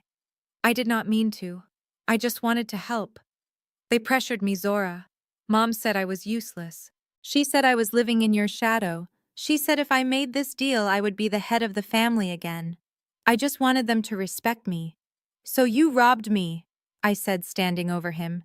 To get respect from people who have never respected anything in their lives, you robbed your wife and your stepdaughter. I looked at the pathetic man kneeling on my kitchen floor. I looked at the man I had shared a bed with, the man I had trusted with my heart and my child. I felt nothing but revulsion. He was not a victim. He was a collaborator. He had sacrificed Amara's future on the altar of his own fragile ego. I took off my wedding ring. It was a 5-carat diamond. I had paid for the upgrade myself 2 years ago because Jamal could not afford it. It was heavy. It sparkled under the kitchen pot lights. I looked at it. Then I looked at him. I threw it. I threw it as hard as I could. It hit him in the chest and bounced onto the floor, skittering across the marble with a metallic ping. Get out, I said. Zora, please. Get out, Jamal. Get out of my house. Get out of my life. If you are not gone in 5 minutes, I am calling Officer Miller again, and this time I am filing charges for grand larceny. You stole over the federal limit, Jamal. You are looking at prison time. He scrambled to his feet. He looked at the ring on the floor, but he did not pick it up. He looked at me and saw the death of his comfortable life in my eyes. You cannot do this, he said, his voice trembling with a mix of fear and malice. I am your husband. Not anymore, I said. Now you are just a thief. He ran. He did not pack a bag. He did not grab a coat. He ran out the back door, the same door his mother had walked through the day before. He ran into the darkness to find the family he had destroyed his life for. I stood alone in the kitchen. The silence was deafening. My chest heaved. I felt sick. I felt like I had been hollowed out with a spoon. But then I thought of Amara. I thought of the empty box. I thought of the empty bank account. And the sadness turned into something else. It turned into cold, calculated rage. They thought they had broken me. They thought they had won. They had the money. They had the narrative. They had the husband. But they forgot one thing. They forgot who I was. I walked over to the island and picked up my phone. I opened the calendar app. Sunday, tomorrow, the reconciliation meeting at First Ebenezer Baptist Church. Pastor Williams wanted the truth. He wanted healing. He wanted the family to come together. I wiped the tears from my face. I fixed my hair in the reflection of the microwave. I would go to their church. I would go to their meeting. But I was not going there to apologize. I was going there to testify. I picked up the phone and dialed Kevin again. Kevin, I said when he answered. Change of plans. I need you to pull the financial records too. And I need you to find everything you can on Brad Stevenson. I want his rap sheet. I want his credit report. I want to know what he ate for breakfast in 3rd grade. I am on it, Ms. Jenkins. Sunday is coming, Kevin, I said, staring at the spot where Jamal had knelt. And it is going to be Judgment Day.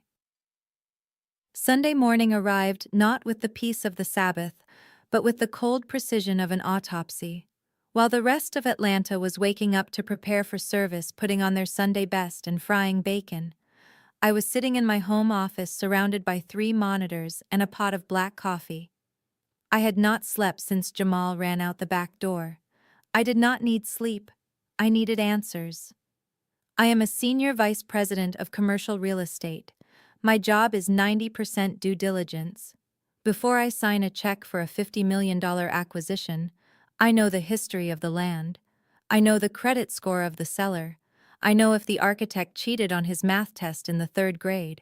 I have access to databases that the general public does not even know exist. I have subscriptions to LexisNexis skip tracing software and international credit bureaus. And for the last 8 years, I had never once run a background check on my own family. I had been blind, I had been trusting, I had been stupid. That ended today. I started with Brad, or rather, the man who called himself Brad Stevenson. He claimed to be a crypto entrepreneur. He claimed to have holdings in Dubai and Miami. He claimed to be waiting on liquidity. I typed his name into the system. Bradley Marcus Stevenson, date of birth 1985. The screen blinked. No results found. I frowned. Everyone has a digital footprint. Even a ghost leaves a shadow. I tried variations. I tried his phone number. I tried the license plate of the flashy Mercedes he drove, which I now suspected was a rental. The license plate came back registered to a shell company in Delaware. A dead end. But then I remembered something. Last Thanksgiving, Brad had gotten drunk on my wine and bragged about a jet ski accident in Fort Lauderdale. He showed us a scar on his left shoulder. I switched tactics. I searched for arrest records in Broward County, Florida, matching his physical description and approximate age.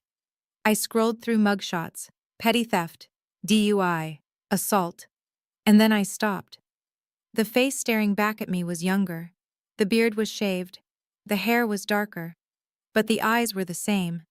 The smug, arrogant eyes of a man who thought the world owed him a living. His name was not Brad Stevenson. His name was Benjamin Benny Stone. I clicked on the file. It was like opening a Pandora's box of filth. Benjamin Stone was not an entrepreneur.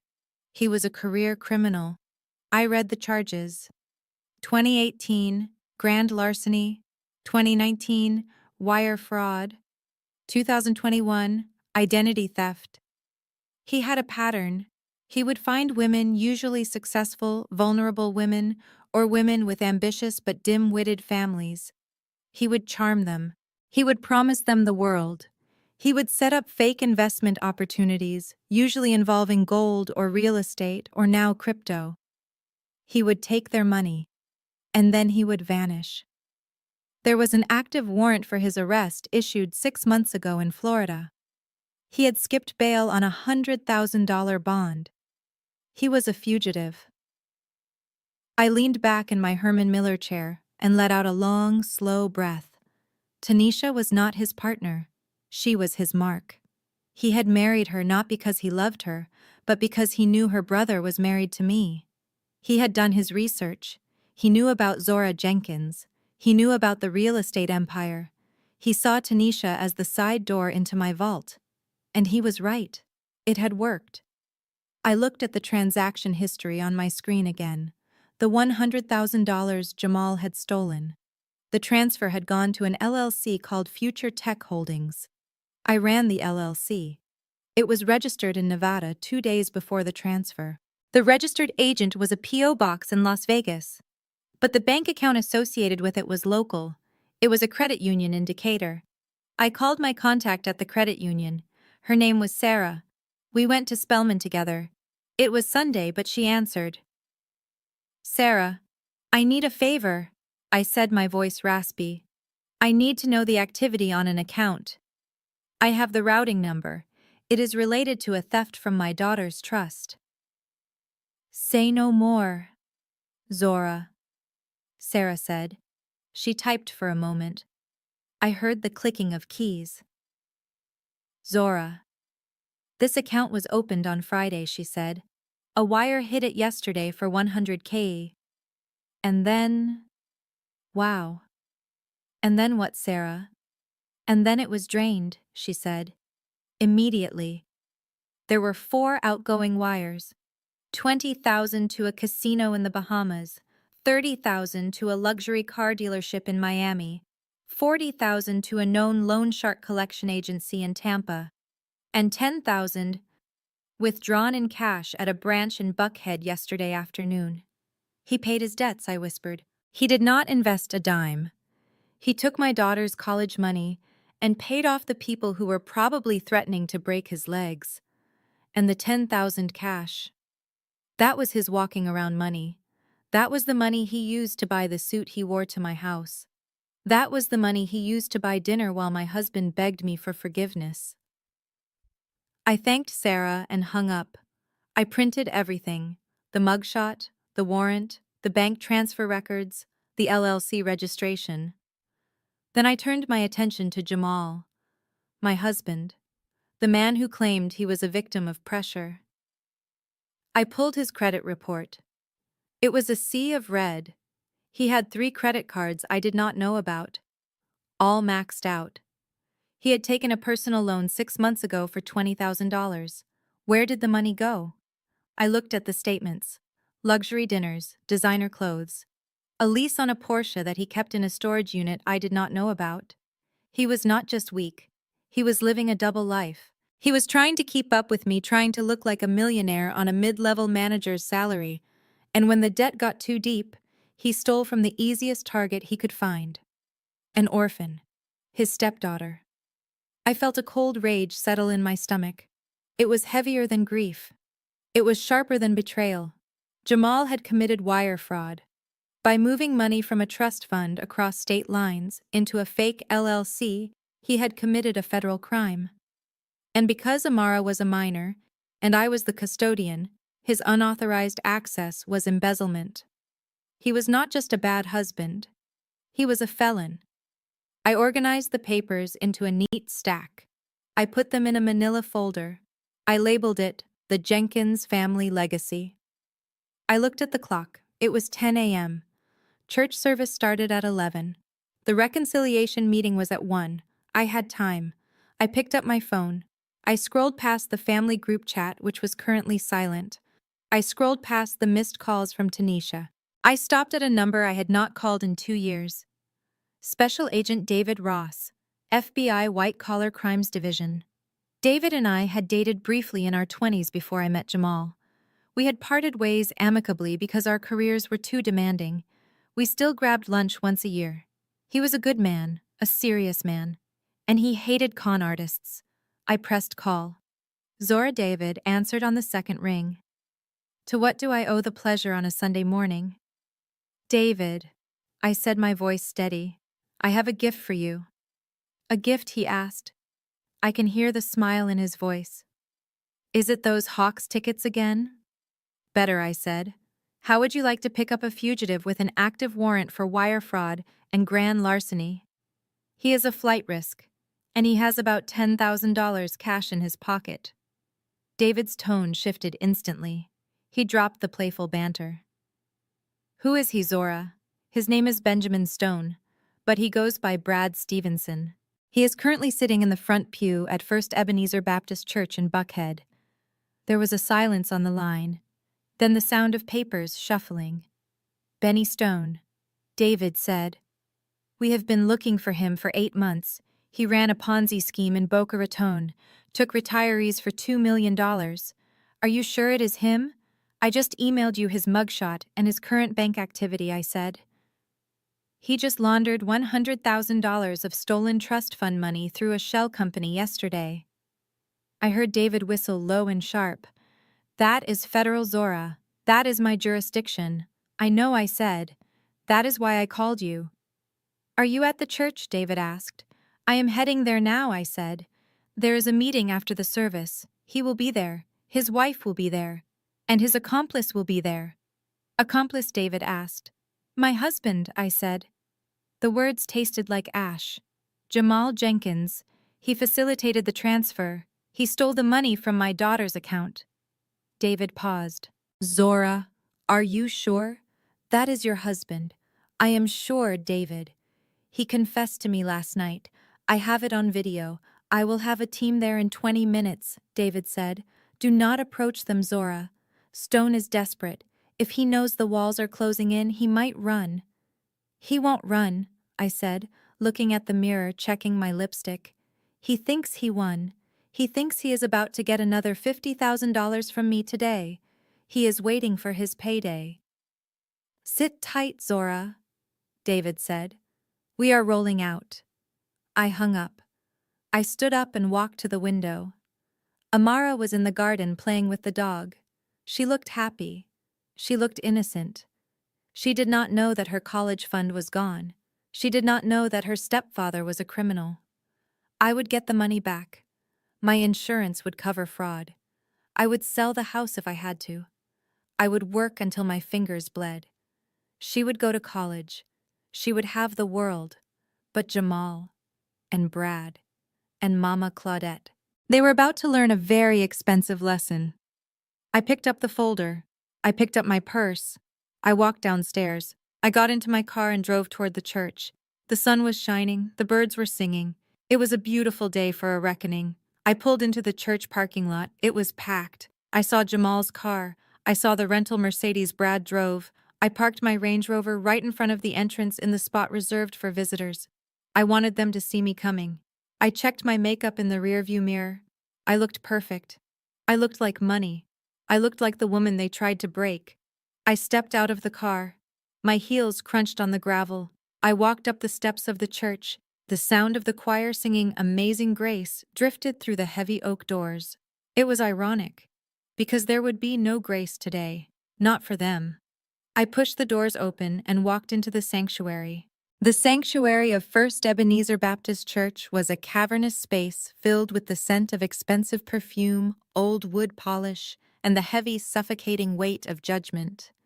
Sunlight streamed through the stained glass windows, painting the congregation in hues of red and blue, but down in the pews, the atmosphere was anything but holy. It was 11:30 in the morning, and the air conditioning was fighting a losing battle against the body heat of 500 people. They were fanning themselves with church programs, their eyes darting toward the heavy oak doors, waiting for the show to begin. I walked in just as the choir was finishing a soul-stirring rendition of Amazing Grace. The timing was impeccable. I was wearing a cream-colored suit that cost more than the average annual salary of the people staring at me. My hair was pulled back in a severe bun. My face was painted in neutral tones, masking the rage that had been burning a hole in my chest for 48 hours. Heads turned as I walked down the center aisle. I could hear the whispers ripple through the room like a wave. That is her. That is the one who kicked her mother-in-law out. That is the one who hates family. I did not look down. I did not fidget. I walked with the rhythm of a woman who owns the building she is standing in. I saw my neighbors. I saw my former friends. I saw the PTA president who had emailed me to ask for my resignation. They all looked at me with a mixture of curiosity and disdain. They were here for the execution. They wanted to see the proud Zora Jenkins brought low. They wanted to see me beg for forgiveness. I spotted them in the front pew. The Jenkins clan. Jamal was sitting on the end looking like a man awaiting a firing squad. He was wearing a suit I had bought him for our anniversary 3 years ago. He was sweating. He kept wringing his hands together, his eyes fixed on the floor. He knew I was there, but he was too coward to look at me. Next to him was Tanisha. She was wearing a large hat that obstructed the view of the person behind her, and she was applying lip gloss with a compact mirror completely unbothered by the gravity of the situation. Then there was Brad, my dear brother-in-law, the fugitive. He was sitting with his arm draped over the pew back, looking relaxed, looking confident. He caught my eye as I approached and winked. It was a small, arrogant gesture. He thought he had won. He thought I was here to capitulate. He thought the $50,000 check was in my purse. And in the center of them all was Mama Claudette. She was putting on the performance of a lifetime. She was slumped over, slightly leaning on a cane I had never seen her use before. She had chosen a drab gray dress that made her look frail and washed out. She dabbed at her dry eyes with a lace handkerchief, acting the part of the martyred matriarch perfectly.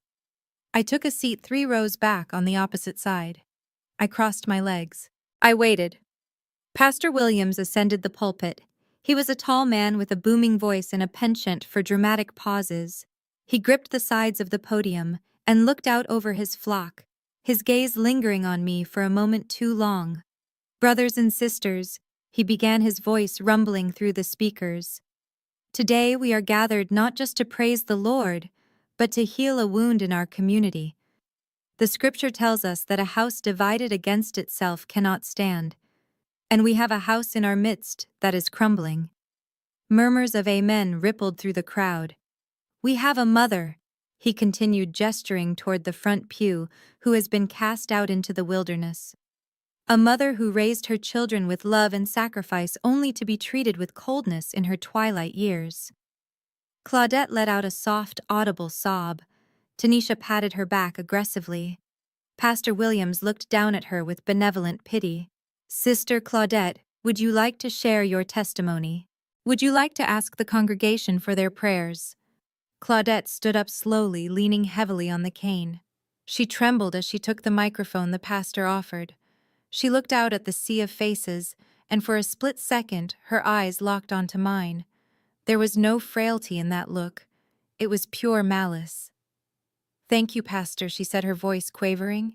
I did not want to bring my family business into the house of the Lord. I am a private woman. That was the first lie. Claudette had never had a private thought in her life. But I have nowhere else to turn, she continued. My heart is broken. Not just because I am homeless, not just because I have to sleep on my daughter's couch at my age, but because I see my son suffering. She reached out and touched Jamal's shoulder. He flinched but did not move. My son married a woman he loved, a woman we welcomed into this family with open arms. We overlooked her flaws. We overlooked her ambition. We thought she would become one of us. She paused for effect, letting the silence stretch. But money changes people. It hardens their hearts. My daughter-in-law Zora has been blessed with wealth, but she is poor in spirit. She has forgotten that family is the true treasure. She evicted me over a misunderstanding. She called the police on me because I wanted to eat breakfast with my grandchildren. The congregation gasped. Someone shouted, "Shame!" I pray for her, Claudette said, raising her voice slightly over the murmurs. I pray that God softens her heart. I pray that she remembers that she is nothing without family. I forgive her for what she did to me. I forgive her for the cruelty. I just want my family back together. I just want peace. She handed the microphone back to the pastor and collapsed into her seat, burying her face in her hands. Tanisha wrapped her arms around her mother, glaring back at me. It was masterful. She had painted herself as the saint and me as the sinner without mentioning a single fact. She had weaponized forgiveness to make me look like a monster. Pastor Williams nodded solemnly. Thank you, Sister Claudette, for that powerful testimony of grace. It takes a strong woman to forgive such a transgression. He turned his gaze toward me. The spotlight of the entire room shifted. 500 pairs of eyes bored into me. The weight of their judgment was heavy enough to crush a lesser woman. Sister Zora, the pastor, said, his voice booming, "We know you are here. We invite you to come forward, not to be judged, but to be healed. Come to the altar.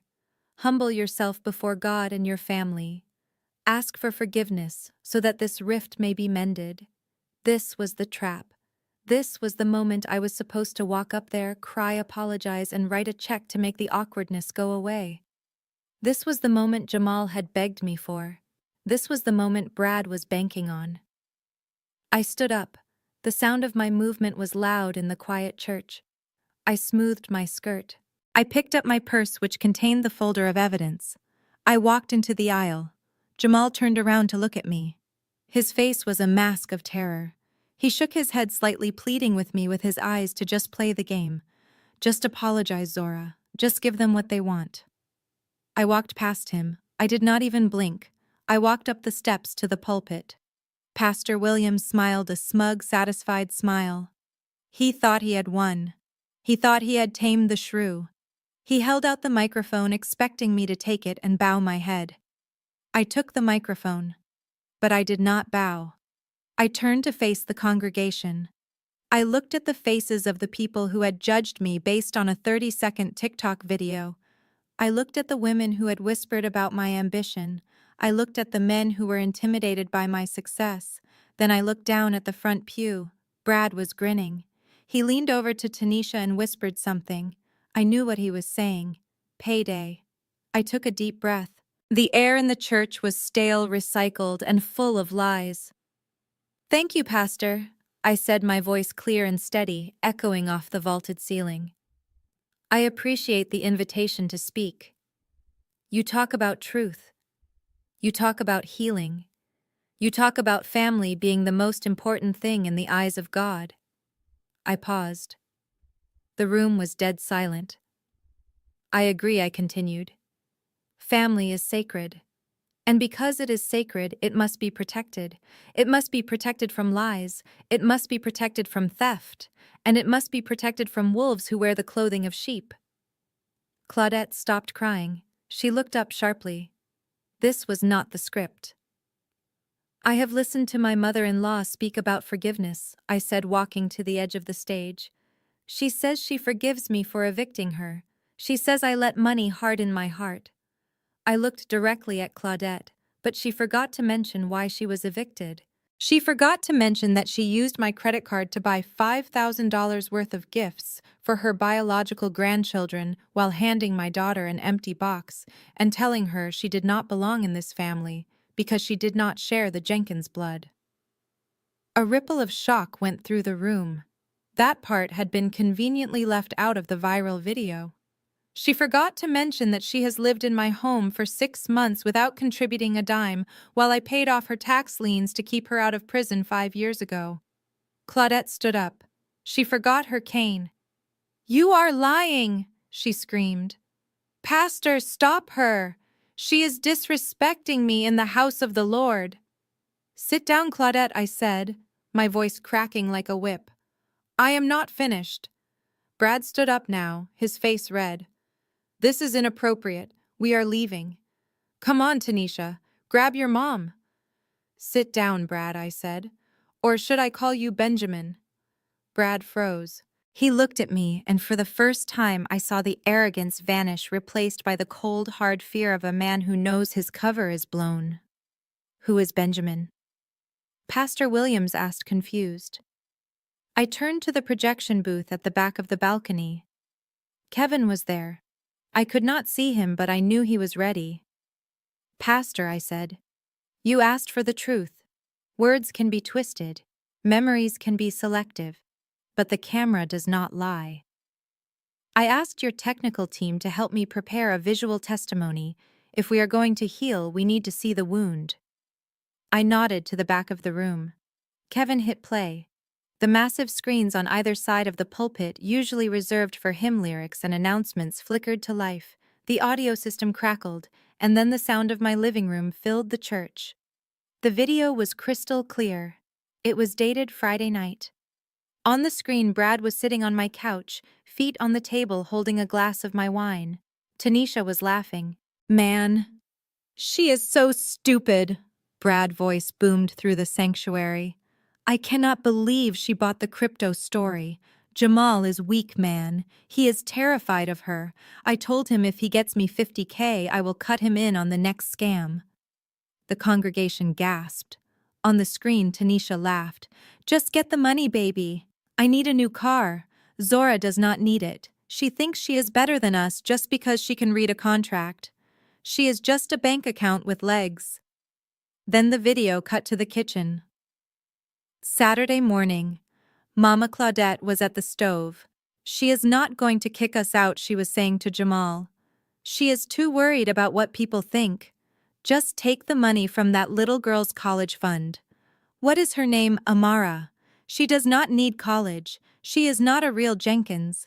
If Zora does not give us a grandson, that money belongs to us anyway.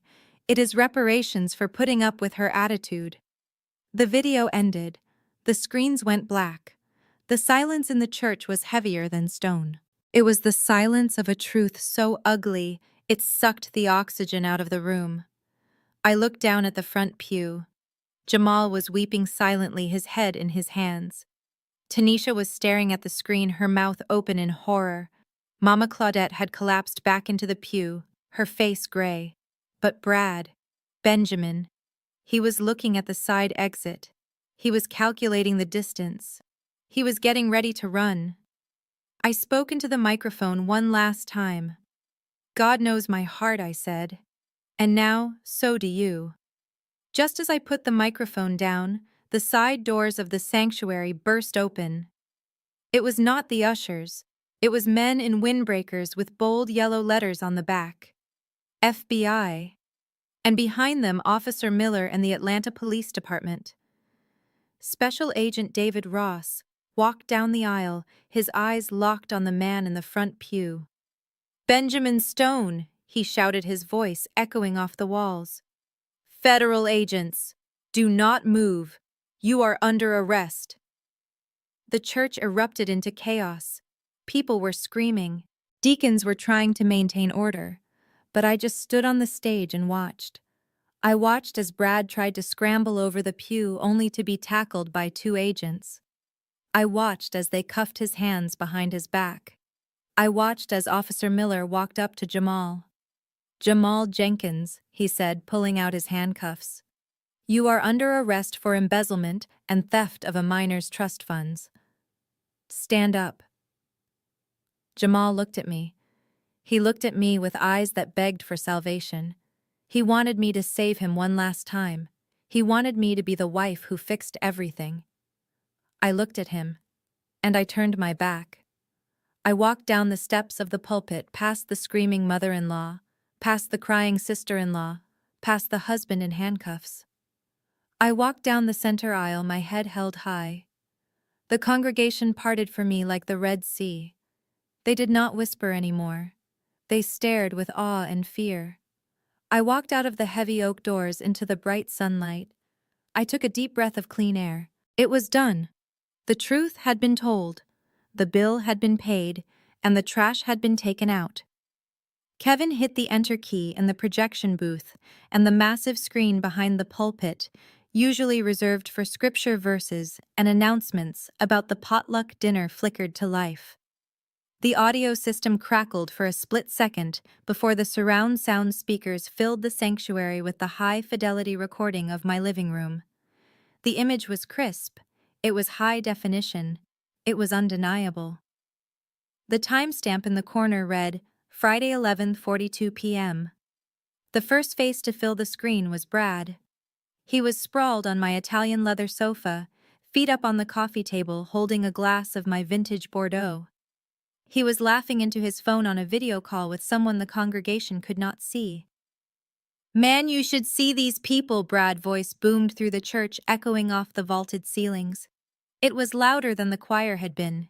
It was clearer than the pastor's sermon. "They are the easiest marks I have ever worked," he said, taking a swig of wine. "This whole family is desperate to look rich, but they are drowning in debt. I told Jamal I needed 50,000 for a liquidity unlock, and the idiot actually believed me. He thinks I am a crypto genius. I barely know how to open a Coinbase account." A collective gasp sucked the air out of the room. I looked at Brad in the front pew. He had stopped breathing. His face was the color of old ash. He was staring up at himself on the screen, watching his own arrogance destroy him in real time. But the video Brad was not done. He shifted the phone, showing Tanisha, who was sitting next to him, counting a stack of cash. "My cash." "Look at her," Brad sneered on screen. "She thinks she is a princess because she married a white boy with a leased Mercedes. I am going to milk this family dry and be back in Miami before they even realize the accounts are empty. They are gullible idiots. All of them. Even the old lady.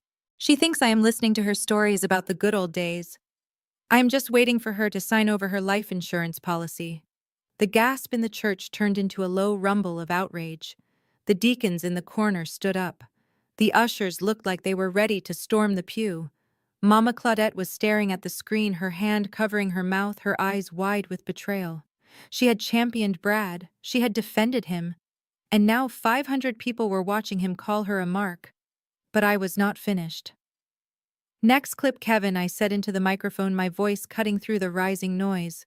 The screen flickered again. The timestamp changed. Saturday, 9:15 a.m. Location kitchen. This time it was Tanisha and Mama Claudette. They were eating the pancakes I had paid for. Tanisha was on the phone, but she had it on speaker. "I know," baby Tanisha was saying. "I know we need the money. But Zora is being difficult." The voice on the other end of the line was not Brad. It was a man with a deep southern drawl. "You told me you would have the child support." "Tanisha," the man said, "I am tired of waiting. Is the baby even mine?" Tanisha laughed on the video. It was a cold, calculating sound. "Of course it is yours, Marcus. You know Brad cannot have kids. He shoots blanks. I just need him to think he is the daddy, so his investors keep sending checks. Once I get Zora settlement money, I will leave him. I just need him to secure the bag first." The silence that followed this clip was heavier than the grave. I looked at Tanisha in the pew.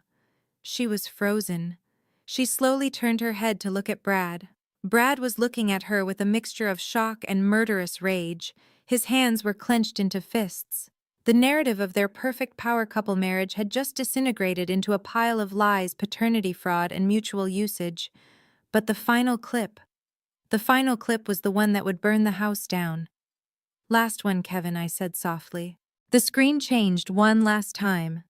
Friday night, the master bedroom, Jamal and Mama Claudette. This footage was from a camera they definitely did not know existed. It was hidden in the smoke detector. Jamal was pacing. "Mom, she is going to leave me. She knows about the money." Mama Claudette was sitting on the edge of my bed. She looked calm. She looked evil. "Let her leave Jamal," she said, her voice smooth as poison. "But she is not taking the money. That money belongs to the Jenkins bloodline." "But it is her money, Mom," Jamal whined. "She earned it. It is her business." "It is our money," Claudette snapped. "Listen to me, son. Zora is broken. She is a mule. She has a womb that is dried up. She cannot give you a son. She cannot give you an heir to carry on the family name. All she has is that little girl from another man." A shockwave went through the church. The women in the congregation, mothers, grandmothers, daughters, let out a sound of pure disgust. To attack a woman's fertility, to call her a mule in the house of God, was a sin that went beyond forgiveness. Claudette continued on screen, oblivious to the future destruction she was causing. "If she cannot give you a son, then she owes you her fortune. It is reparations, Jamal. It is payment for wasting your prime years. Take the money. Empty the accounts. If she tries to fight you, we will tell the court she is unstable. We will say she is having a breakdown because she is barren. The courts always believe the grieving mother figure. We will take the house, we will take the business, and we will kick that little girl back to the foster system where she belongs." The video cut to black. For 3 seconds there was absolute silence. Then the church exploded. It was not applause. It was not shouting. It was a visceral reaction of horror. People were standing up. Hymnals were dropped. A woman in the back screamed, "You are a devil." I stood at the pulpit looking down at them. I looked at Jamal. He was slumped over his head between his knees, weeping. He knew. He knew there was no coming back from this. He had let his mother call his wife a mule, and he had agreed. I looked at Tanisha and Brad. They were sitting as far apart as possible in the small space of the pew, radiating hatred toward each other. The con artists had conned each other. And then I looked at Mama Claudette. She stood up. She tried to muster some dignity. She tried to grab her cane and look like the victim. She opened her mouth to speak, to spin another lie, to claim it was AI or a deepfake. But the congregation was not having it. They began to boo. It started low, a rumble from the back, but it grew. 500 people who had known this woman for 30 years, who had eaten her potato salad and listened to her testimonies, were booing her. They were turning their backs. They were rejecting her. Claudette looked around, her eyes wide with panic. She looked at the pastor who had turned his back to her to look at the cross. She looked at the deacons who were shaking their heads in disgust. She looked at me. And for the first time in 10 years, she saw me. She did not see a checkbook. She did not see a mule. She saw the woman who had just ended her reign. Her face went slack. Her hand went to her chest. This time she did not have to fake it. Or maybe she did. It did not matter. No one cared. She let out a small strangled cry and collapsed. She hit the carpeted floor of the sanctuary with a heavy thud. Usually when an elder falls in church, there is a rush of nurses and ushers. There is a circle of prayer. Today nobody moved. Tanisha screamed "Mom," but she did not move to help her. She was too busy trying to hide her face from the camera's phone that had suddenly appeared everywhere.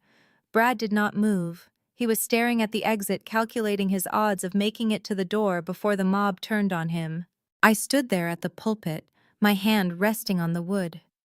I watched the woman who had tormented me, who had tried to steal my daughter's future, lie on the floor like a discarded rag. I felt nothing. No joy.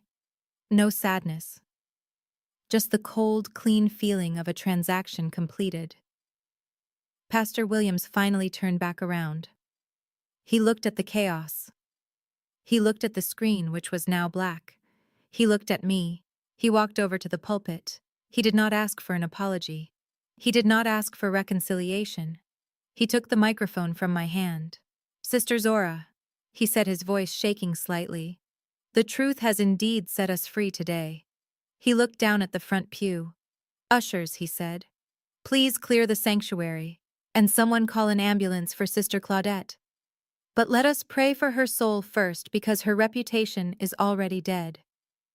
I walked down the steps of the pulpit. The crowd parted for me. I did not look at Jamal as I passed him. I did not look at the woman on the floor. I walked down the center aisle, my head held high. I could feel the eyes of the community on me, but this time there was no judgment. There was only awe. There was respect. I pushed open the heavy oak doors and stepped out into the bright, blinding sunlight. I took a deep breath. The air tasted sweet. But I was not done.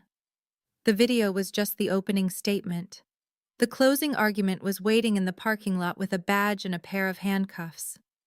I walked toward my car, pulling my phone out to text David. Showtime. The heavy oak doors at the back of the sanctuary did not just open, they exploded inward with the force of righteous judgment. The sunlight from the parking lot poured into the dim church, silhouetting the figures standing in the doorway like avenging angels.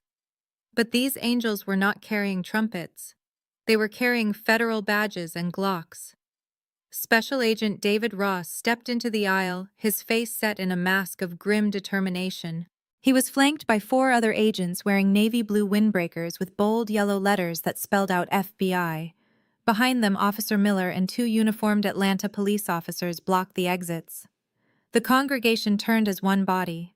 The gasps that had followed the video were replaced by screams of panic as people realized this was not a theatrical performance. This was a raid. Benjamin Stone. David shouted, his voice booming over the chaos without the need for a microphone. Federal agents, do not move. Brad froze. He was halfway out of the pew, one leg over the back of the seat, trying to scramble toward the side door near the choir stand. He looked like a rat caught in a spotlight. He looked at the agents closing in from the back. He looked at the police blocking the side. He looked at me standing on the pulpit. For a second, I saw the calculation in his eyes. He was weighing his options. He was wondering if he could outrun a bullet. He was wondering if he could use Tanisha as a shield. He decided to run.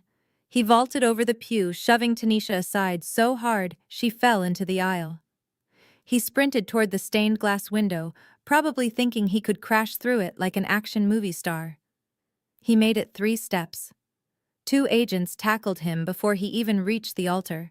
They hit him with the force of a freight train, driving him into the carpeted floor with a sickening thud. The sound of air leaving his lungs was audible over the screams of the choir members. "Stop fighting, or you will be tased," an agent yelled, pressing Brad's face into the floor. Brad screamed, not a manly scream of defiance but a high-pitched wail of pain and indignity. "Get off me, you have the wrong guy. My name is Brad Stevenson. I am a businessman. You are Benjamin Stone," David said, kneeling beside him and clicking the handcuffs onto his wrists. "And you are under arrest for wire fraud, money laundering, aggravated identity theft, and flight to avoid prosecution. You have the right to remain silent, and I suggest you use it because you have talked enough." They hauled him to his feet. His designer suit was covered in dust. His nose was bleeding. The arrogance that had defined him, the smirk he had worn in my kitchen, was gone. He looked small. He looked pathetic. Tanisha was still on the floor where he had shoved her. She was staring up at her husband, her eyes wide with shock. She had just watched the man she thought was her ticket to the good life, the man she had defended against me, try to trample her to save himself. "He is not Brad," she whispered loud enough for the front rows to hear. "Who is Benjamin?" But the agents did not answer her. They began to march Brad down the center aisle. The show was not over. Officer Miller did not follow the FBI agents out. He walked calmly down the aisle toward the front pew. He walked past Tanisha. He walked past Mama Claudette, who was still lying on the floor moaning softly, waiting for someone to care. He stopped in front of Jamal. Jamal was still sitting in the pew. He was shaking violently. His hands were gripping his knees so hard his knuckles were white. He was staring at the floor, refusing to look at Brad, refusing to look at me. He thought if he stayed small enough, if he stayed quiet enough, he would disappear. He thought this was just about Brad. He thought he was just a witness. Officer Miller reached into his belt and pulled out a second pair of handcuffs. The metallic ratchet sound as he tested the locking mechanism cut through the murmurs of the crowd. "Jamal Jenkins." Officer Miller said, his voice heavy with disappointment. "Please stand up." Jamal looked up slowly. He blinked, tears streaming down his face. "Officer Miller, what is going on? I did not do anything. Brad tricked me. I am a victim here." "Stand up," Jamal Miller repeated. "You are under arrest." "Arrest," Jamal squeaked, his voice cracked. "Arrest for what? I told you I was tricked. You are under arrest for embezzlement, theft, by taking, and conspiracy to commit wire fraud." Miller recited the charges without emotion. "You unauthorized transfer of $100,000 from the custodial trust account of a minor crossed state lines. That makes it a federal offense, son." Jamal stood up, his legs wobbling. "No. No, you do not understand. That was my wife's money. It was family money. I was investing it." "You stole it," Miller said, spinning him around. "You accessed an account you were not authorized to deplete. You moved it to a shell company, and you did it to pay off a con man." He slammed the cuffs onto Jamal's wrists. The sound was final. It was the sound of a door slamming on his life. Jamal panicked. He started thrashing against Miller's grip. No. Zora. Zora, tell them. Tell them it was a misunderstanding. Tell them I am your husband. He looked up at me standing on the pulpit. His eyes were wild. He looked like a drowning man reaching for a lifeline. Zora, please, he screamed. Baby, please, save me. I am sorry. I will fix it. Just tell him to stop. Tell him it was a loan. You can drop the charges, Zora. Please. The entire church turned to look at me. 500 people waited to see if the wife would save the husband. They waited to see if the vow of for better or worse would hold up against a felony. I looked down at him. I looked at the man who had stood by while his mother humiliated my daughter. I looked at the man who had stolen my child's future to buy his brother's respect. I looked at the man who had tried to gaslight me in my own bedroom less than 48 hours ago. I did not feel love. I did not feel hate. I felt absolute zero. I leaned into the microphone one last time. I warned you, Jamal, I said, my voice echoing through the sanctuary. I told you that you had until morning to decide whose side you were on. Jamal sobbed. I chose you, Zora. I choose you now. No, I said. You chose your mother. You chose your sister. And you chose a criminal over your wife and daughter. You made your choice, Jamal. I paused, letting the weight of the moment settle on him. You wanted to be the man of the house, I said. You wanted to be the hero for your family. Well, now you can be their hero. You can explain to them why you are going to prison. Zora, do not do this, he begged, snot running down his face. We are family. Family protects each other, I said, cold as ice.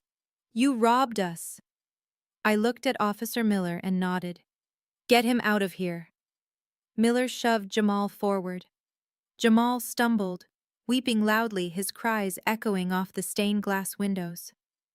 Wife. Zora. Please. I watched him go.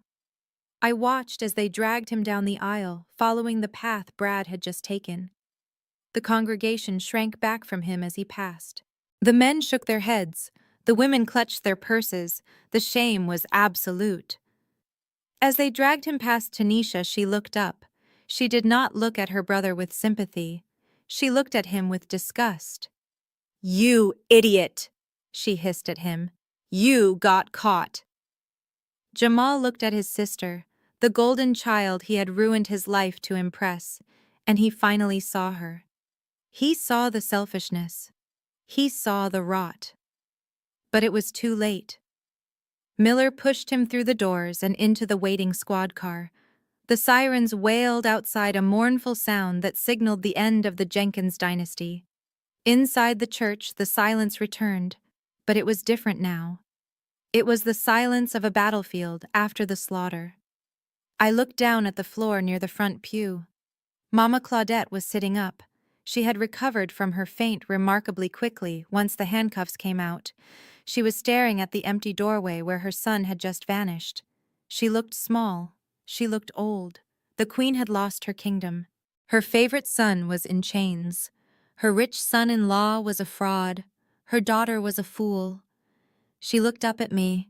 Her eyes were filled with a mixture of fear and hatred so potent it was almost palpable. You did this. She rasped, her voice weak but venomous. You sent your husband to jail. What kind of woman does that? The kind of woman who protects her child, I said, stepping down from the pulpit. I walked down the stairs. My heels clicked on the floor, a steady rhythm of victory. I walked toward the aisle. The congregation parted for me. They did not just move out of the way, they scrambled to clear a path. They looked at me with wide eyes. Some of them looked terrified. Some of them looked impressed. But none of them looked at me with pity anymore. I stopped at the end of the pew where Tanisha was sitting. She was crying real tears now, tears for her lost lifestyle, tears for her humiliation. I looked down at her. The car is in my name, Tanisha, I said quietly. The Lexus your mother drove here. The lease is in my name. I am reporting it stolen in 1 hour. If I were you, I would start walking." Tanisha gaped at me, but no words came out. I looked at Claudette one last time. "The locks are changed, Claudette. The codes are new. Do not come to the house, do not call my phone. If you step foot on my property again, I will have you arrested for trespassing. And this time I won't wait for you to finish breakfast." I turned and walked away. I walked down the center aisle of the church, feeling the eyes of the community on my back. I felt the weight of their judgment, and I let it slide off me like water. I did not care what they thought. I did not care if they called me cold. I did not care if they called me the angry black woman. I was the woman who was still standing. I was the woman who still had her money. I was the woman who still had her dignity. I pushed open the heavy oak doors and stepped out into the sunlight. The air was crisp and clean. I saw the police cars pulling away, lights flashing. I saw the FBI SUV merging into traffic with Brad in the back. I took a deep breath. It was over. The tumor had been cut out.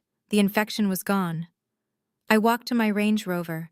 I got in and closed the door, shutting out the noise of the world. I picked up my phone. I had one more call to make. A call to my daughter. A call to tell her that the monsters were gone and they were never coming back. I started the engine. The powerful motor purred.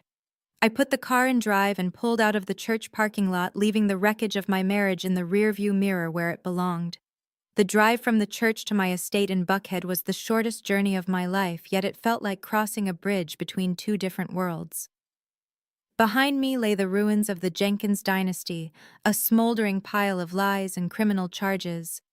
Ahead of me lay my future, a clean slate that I had paid for with patience and cold hard cash. The sky had turned a bruising shade of purple, dark clouds rolling in over the Atlanta skyline, threatening a storm that perfectly matched the destruction I had just unleashed. When I pulled up to the heavy iron gates of my property, I saw them. They were not inside the house because I had changed the codes and the locks, but they had managed to get onto the porch before security fully locked down the perimeter. Mama Claudette and Tanisha. The matriarch and the golden child now reduced to squatters on my doorstep. They looked pathetic. Tanisha was still in her church hat, but it was askew, her expensive makeup streaked with tears that for once were entirely real. She was barefoot, having likely kicked off her heels in frustration, or perhaps they hurt her feet now that she had to do her own walking. Mama Claudette was sitting on the top step, huddled in her gray dress, clutching her purse to her chest, like it contained the last scraps of her dignity. I pressed the button on my remote to open the garage, but then I stopped. No, I was not going to sneak into my own house. I was going to walk through the front door. I parked the Range Rover in the driveway right in front of the steps. I checked my reflection one last time. Not a hair out of place, not a smudge of mascara. I looked like the CEO of my own life. I stepped out of the car. The wind picked up, whipping my coat around my legs. The first drops of rain began to fall, fat and cold, hitting the pavement with a hiss. Claudette saw me first. She scrambled to her feet, forgetting her fake cane, forgetting her heart condition, forgetting everything except the terror of being homeless. She rushed down the steps, her arms outstretched. "Zora," she wailed. "Zora, please, we have nowhere to go." She tried to grab my hands, but I stepped back. "Do not touch me," I said. She fell to her knees right there on the concrete driveway. It was a dramatic gesture, but this time there was no audience, no congregation to pity her, just me and the gathering storm. "Zora, please," she begged, grabbing the hem of my pants. "I am sorry. I was wrong. I was so wrong. Jamal is in jail. Brad is gone. We have nothing. You cannot leave us out here. I am an old woman." Tanisha came down the stairs slowly. She did not look angry anymore. She looked broken. The arrogance that had fueled her for 30 years had evaporated the moment the handcuffs clicked on her husband's wrists. "Zora," she said, her voice trembling. "The police took the car. They took my purse. They said it was evidence. I do not even have my phone." "That is unfortunate. I said, stepping around Claudette to walk up the stairs. But it sounds like a personal problem. Zora, wait! Claudette screamed, crawling up a step after me. You have to help us. Drop the charges, please. Tell them it was a misunderstanding. Tell them you gave Jamal permission. If you do that, they will let him go. We can be a family again. We can start over. I will treat Amara like a queen.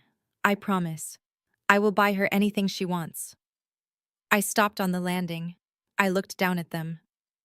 The rain was falling harder now, plastering Claudette's gray hair to her skull, soaking Tanisha's silk dress. You will treat her like a queen, I repeated. The same child you gave a Bible to because she was not blood. The same child you wanted to rob to pay for your lifestyle. You think you can buy her forgiveness with money you do not have. I have money, Claudette stammered. I have savings. You have nothing, I cut her off. You have debt. You have a son facing federal charges. And you have a daughter who married a con artist. You are bankrupt, Claudette, morally and financially. Just let us inside, Tanisha pleaded, hugging herself against the chill. Just for tonight. We will figure something out tomorrow. We just need a place to sleep. Please, Zora. We are family. I stared at the front door, the beautiful custom oak door that I had picked out. The door that they had walked through for 6 months, treating my home like a hotel, and me like the staff. I am expecting a delivery, I said, checking my watch. It should be here any second. Delivery? Claudette asked, confusion clouding her teary eyes. What delivery? A massive white box truck turned into the driveway, its air brakes hissing as it came to a halt behind my Range Rover. The logo on the side read, Atlanta Rapid Moving and Disposal. 4 large men in uniforms jumped out. They did not look like they were here for a tea party. They looked efficient. They looked like men who got paid by the hour to clear trash. What is this? Tanisha asked, backing up toward the porch railing. I walked up to the lead mover. His name was Mike.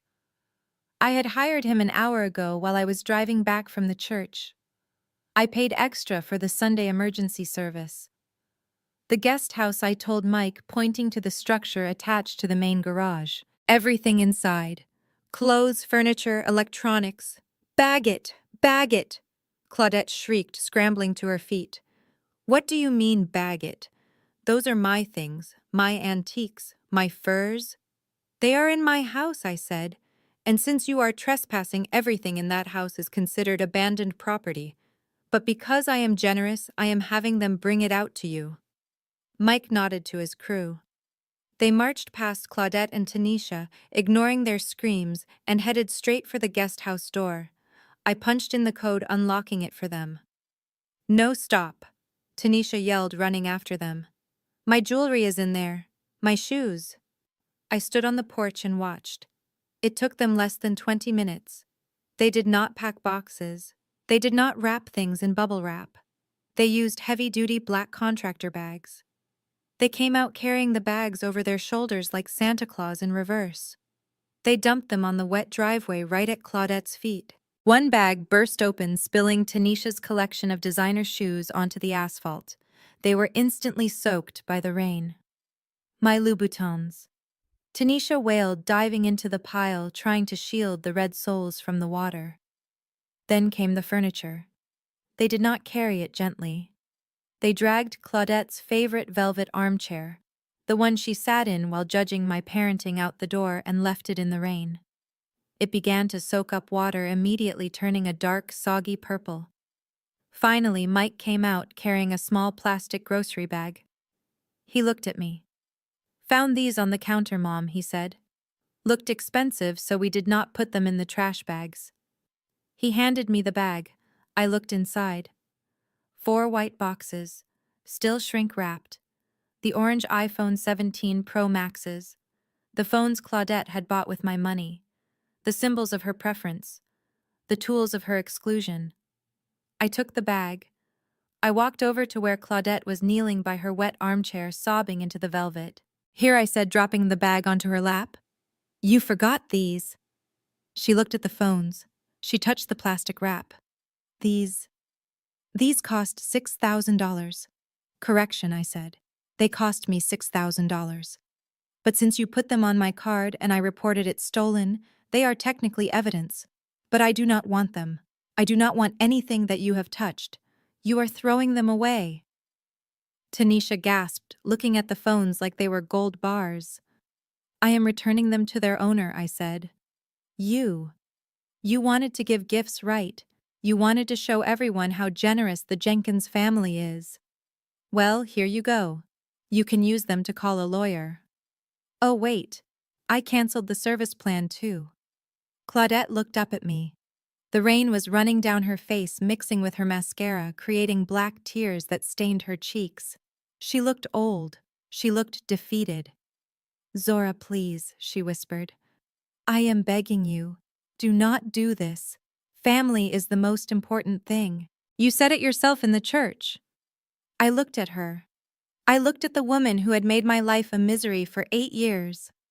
I looked at the woman who had tried to turn my husband against me. I looked at the woman who had broken my daughter's heart. I leaned down so my face was level with hers. You are right, Claudette. I said, my voice soft but harder than steel. Family is the most important thing. It is the only thing that matters. Hope flickered in her eyes. Zora, that is why I have to do this. I continued extinguishing that hope forever. Because I have a daughter inside that house. A daughter who needs to see that her mother is strong enough to protect her. A daughter who needs to know that abuse is not love. I stood up and brushed a raindrop from my sleeve. I have to remove the malignant tumors from my daughter's life, Claudette. And I am afraid the diagnosis is terminal. You are the cancer, and I am the surgeon. I turned my back on them. Zora, wait! Tanisha screamed. Where are we supposed to go? It is raining. We have no money. We have no car. Uber is an app, I said over my shoulder. I hear it is very convenient. I walked through the front door of my house. I stepped inside the warm, dry foyer. I looked at the beautiful space I had built. It felt lighter. It felt cleaner. I grabbed the heavy brass handle of the door. Through the crack, I could see them standing in the rain amidst the pile of black trash bags and sodden velvet, looking like refugees from a war they had started. Claudette was holding the bag of phones, weeping. Tanisha was trying to cover her head with a cushion. Goodbye, I said. And I slammed the door. The sound reverberated through the house, a final, definitive note. I threw the deadbolt, then I locked the top lock, then I set the alarm. I leaned my forehead against the cool wood of the door and listened. I could hear faint screaming outside. I could hear the sound of rain pounding against the house, but inside it was quiet. It was the silence of peace. It was the silence of safety. I pushed off the door and straightened my spine. I had one more thing to do. I had to go upstairs and tell my daughter that the bad people were gone, and they were never coming back. I walked toward the stairs, leaving the storm outside where it belonged. 1 month had passed since the Sunday service that shook the foundations of Buckhead, and the dust was finally beginning to settle over the ruins of the Jenkins family. I sat in the conference room of my attorney David Goldstein office, a heavy Mont Blanc pen in my hand, staring at the final signature line on the deed of sale for my estate. The house that had been my pride, my sanctuary, and ultimately my battlefield was officially sold. The buyers were a nice young couple from New York who knew nothing about the drama that had unfolded within those walls. To them, it was just a beautiful limestone mansion with a great pool. To me, it was a crime scene of memories I needed to burn. I signed my name Zora Jenkins for the last time on a property document. My petition to restore my maiden name was already filed. As I capped the pen, David slid a thick manila envelope across the polished table. This is the update from the district attorney and the FBI. David said, his voice professional but laced with a hint of grim satisfaction. It is all over, Zora. The dominoes have fallen exactly as we predicted. I opened the file. The first photo was a mugshot of Benjamin Stone, formerly known as Brad. He did not look like the arrogant crypto genius who had sat in my kitchen eating my pancakes anymore. His head was shaved, he was wearing an orange jumpsuit that clashed horribly with his complexion, and his eyes were hollow. David filled me in on the details. Because of his flight attempt in the church and his previous warrant in Florida, the judge had denied bail. Benjamin Stone was sitting in a federal detention center awaiting trial. The forensic accountants had uncovered a web of wire fraud that spanned 3 states. He was looking at a minimum of 10 years in federal prison. There would be no plea deal for him. He was the big fish, and they were going to fry him. I felt a cold sense of closure. The man who had mocked me, who had threatened to sue me, who had tried to steal from me, was going to spend the next decade in a cage. He had gambled his freedom on the assumption that I was a weak woman he could bully. He lost. Then there was Jamal, my husband. Or rather my ex-husband, as the divorce decree was currently sitting on a judge's desk awaiting a stamp. Jamal had avoided prison, but the price of his freedom was his life as he knew it. He had taken a plea deal. In exchange for testifying against Brad and admitting to the embezzlement of the trust fund, he was given 5 years of strict probation. But the criminal record was a stain that no amount of bleach could remove. He had been fired from his director position immediately. No reputable company would hire an HR executive with a record of theft and fraud. He was currently working the night shift at a warehouse packing boxes for minimum wage. The court had also ordered restitution. Every paycheck he earned for the next 20 years would be garnished to pay back the $100,000 he stole from Amara plus interest. He was living in a studio apartment in a rough part of town, driving a beat-up sedan, and learning for the first time in his life what it meant to actually pay his own bills. He had called me once begging to see Amara. I had blocked the number without listening to the voicemail. He lost the right to be a father the moment he treated her future like an ATM. I turned the page in the file. The report on Tanisha was perhaps the most pathetic. The federal government does not take kindly to people spending proceeds of crime. When they arrested Brad, they seized everything. The Mercedes SUV she drove was towed from the church parking lot. The designer bags, the jewelry, the clothes, anything that Brad had purchased with his ill-gotten gains was confiscated as evidence or assets for restitution. Tanisha, the golden child who had never worked a hard day in her life, was now standing on her own 2 feet and finding them incredibly weak. She had been evicted from the luxury apartment Brad had rented. She was currently sleeping on a friend's couch, but that arrangement was temporary. The last report indicated she had taken a job as a cashier at a discount grocery store. The girl who had mocked my daughter for not having the latest iPhone was now scanning coupons for people who actually budgeted their lives. And finally there was Mama Clawudette, the matriarch, the queen bee, the woman who had started it all. With Jamal destitute and Tanisha homeless, there was no one left to support her. Her condo was gone, sold years ago to fund her lifestyle, a fact she had hidden from everyone. She had no savings, she had no assets, she had burned her bridge with me, and she had alienated every other relative with her arrogance. The state had stepped in. Adult Protective Services had determined she was indigent. She had been placed in a state-funded nursing home facility on the outskirts of the city. It was not the VIP suite at Northside Hospital. It was a shared room with linoleum floors, fluorescent lighting, and a roommate who snored. I had visited her once not to gloat, but to drop off her remaining boxes of clothes. She was sitting in a wheelchair by the window staring out at a parking lot. She looked smaller. The fire was gone. When she saw me, she did not scream. She did not demand. She just looked at me with a profound sadness. "You won," she had whispered. "I did not win, Claudette." I had told her, placing the box on her bed. "I just survived you. And now you have to survive yourself." I closed the file. It was a tragedy of Shakespearean proportions, but it was a tragedy of their own making. They had everything they needed. They had family who loved them. They had a safety net. But their greed, their envy, and their pride had consumed them. David watched me, his eyes kind. "You okay, Zora?" "I am better than okay, David," I said, standing up. "I am free." I left his office and drove to my new home. I had not just moved neighborhoods, I had moved tax brackets. I had bought a penthouse in Midtown, occupying the top 2 floors of the very building I had just helped acquire for my firm. The elevator opened directly into my foyer. The space was bathed in light from the floor-to-ceiling windows that offered a 360-degree view of Atlanta. It was modern, secure, and most importantly, it was impenetrable. There was a doorman, a concierge, and biometric security. No one got up here unless I wanted them here. Amara was sitting at the kitchen island doing her homework. She looked up when I walked in. The tension that used to live in her shoulders, the way she used to shrink when she heard a car in the driveway, was gone. She looked happy. She looked safe. "Hey, Mom," she said, smiling. "Did you sell the old house?"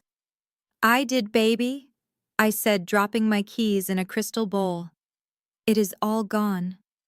She nodded, returning to her math problems. "Good. I like this place better anyway. The view is nicer. And it is quiet." It was quiet.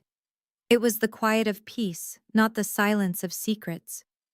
I walked over to the fridge and poured myself a glass of sparkling water. I walked out onto the balcony. The wind whipped my hair back. I looked out at the city spread below me. Somewhere down there in the grid of streets and lights, Jamal was packing boxes. Tanisha was scanning groceries. Brad was sitting in a cell. And Claudette was staring at a parking lot.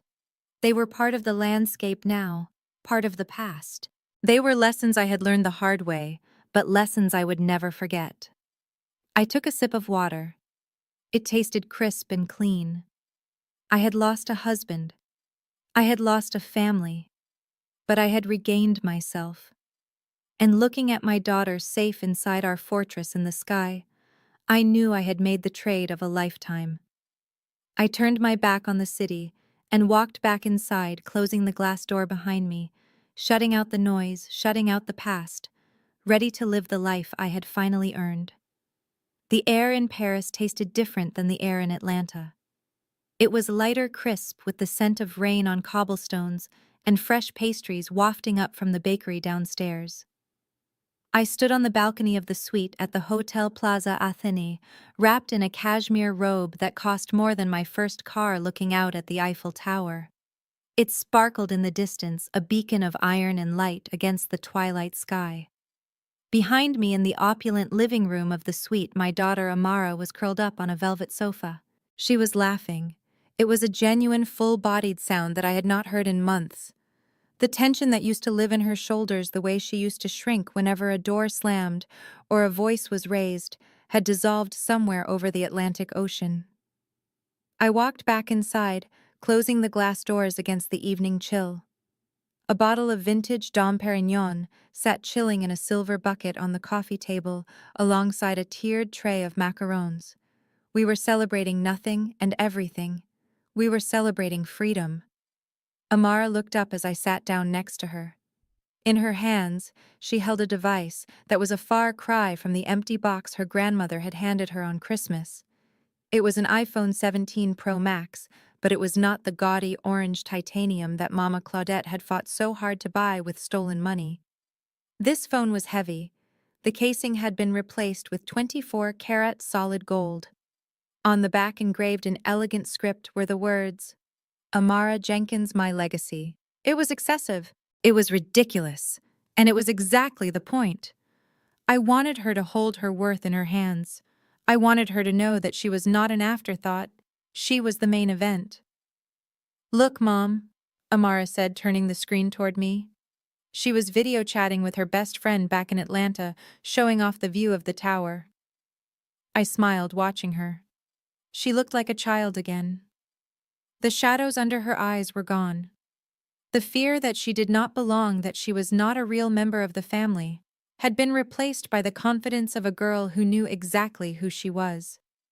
She was Zora Jenkins' daughter, and that was enough. She said goodbye to her friend and ended the call. She sat back, sighing contentedly, running her thumb over the gold casing of the phone. "It is really heavy," she said, grinning. It is real gold, baby, I said, pouring myself a glass of champagne.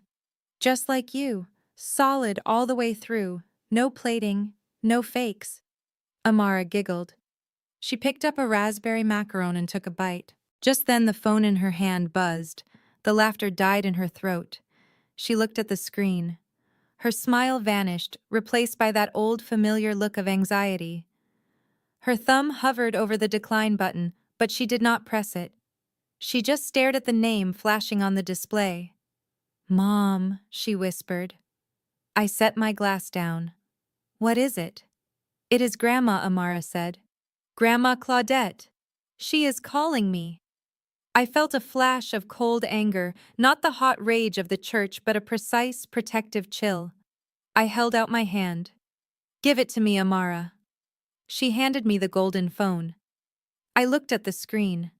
The caller ID did not say Grandma Claudette because I had deleted that contact info weeks ago. It just showed a number.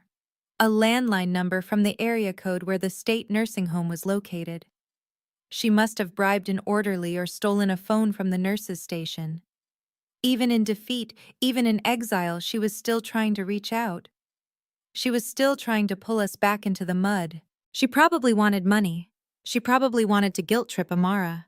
She probably wanted to say that she forgave us in that twisted way of hers, where she was still the victim. I looked at my daughter. She was watching me, her eyes wide, waiting to see what I would do. She was waiting to see if the monster could still get in. I did not answer. I did not decline. I pressed the side button, silencing the ring. Then I tapped the screen. I opened the contact settings. I scrolled down to the bottom. Block this caller. Confirm. The screen went silent. The threat was neutralized. It was just a number, now a ghost in the machine. I looked at the phone, then at the bucket of champagne. For a second I thought about dropping it in. It would be a dramatic gesture, a symbolic drowning of the past. But I was a businesswoman, and this was a $10,000 custom phone. I was not going to ruin good technology because of a bad woman. Instead, I deleted the call history. I erased the record of the attempt. It was as if it never happened. I handed the phone back to Amara. "Who was it?" she asked, though she knew. "Nobody," I said, picking up my glass again. "Just a spam call. Probably someone trying to sell us something we do not need." Amara looked at me. She saw the truth in my eyes, but she also saw the protection. She saw the wall I had built around us, a wall made of gold and silence and absolute resolve. She smiled and took the phone. "Okay," she said. "Spam. Blocked." "Blocked," I confirmed, permanently. I took a sip of the champagne. The bubbles burst on my tongue, sharp and sweet. I looked out at the lights of Paris. I thought about the journey that had brought us here. I thought about the empty box under the Christmas tree. I thought about the water pouring through my ceiling. I thought about the handcuffs clicking on Jamal's wrists. It had been a war, and wars leave scars. But looking at my daughter eating a macaron safe and happy, I knew I would fight it all over again. I would burn down 1,000 houses and bankrupt 1,000 businesses to keep that look of peace on her face. People always say that family is everything. They say blood is thicker than water. They say you have to forgive because you only get one mother, one father, one husband. They are wrong. Family is not biology. Biology is an accident. Family is a choice. Family is the people who stand in the rain with you. Family is the people who do not steal your future to pay for their mistakes. Family is the people who protect you when the world tries to break you down. And sometimes the most loving thing a mother can do is to be the villain in someone else's story.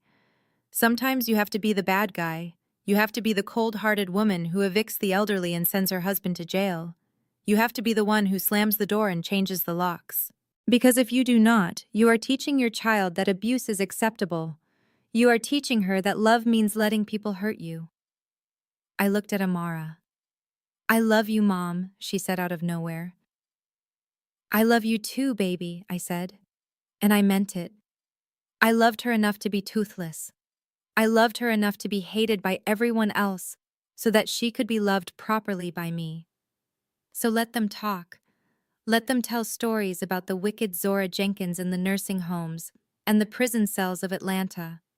Let them paint me as the devil. I did not care. I was in Paris. I was drinking champagne. And my daughter was holding gold. We were not just surviving anymore. We were thriving. And the only orange thing in our lives was the sunset over the Seine. This story teaches a powerful lesson. Family is defined by action and respect, not just biology. Zora's journey illustrates that tolerating abuse for the sake of keeping the peace only enables toxicity to fester. Real strength isn't about enduring mistreatment. It's about having the courage to set ironclad boundaries to protect yourself and your children. It reminds us that our worth is non-negotiable, and financial independence is a crucial shield. Sometimes the most heroic thing you can do is become the villain in someone else's story to save your own peace and future. If Zora's unapologetic victory inspired you to set your own boundaries, hit that like button and subscribe for more stories of justice and empowerment.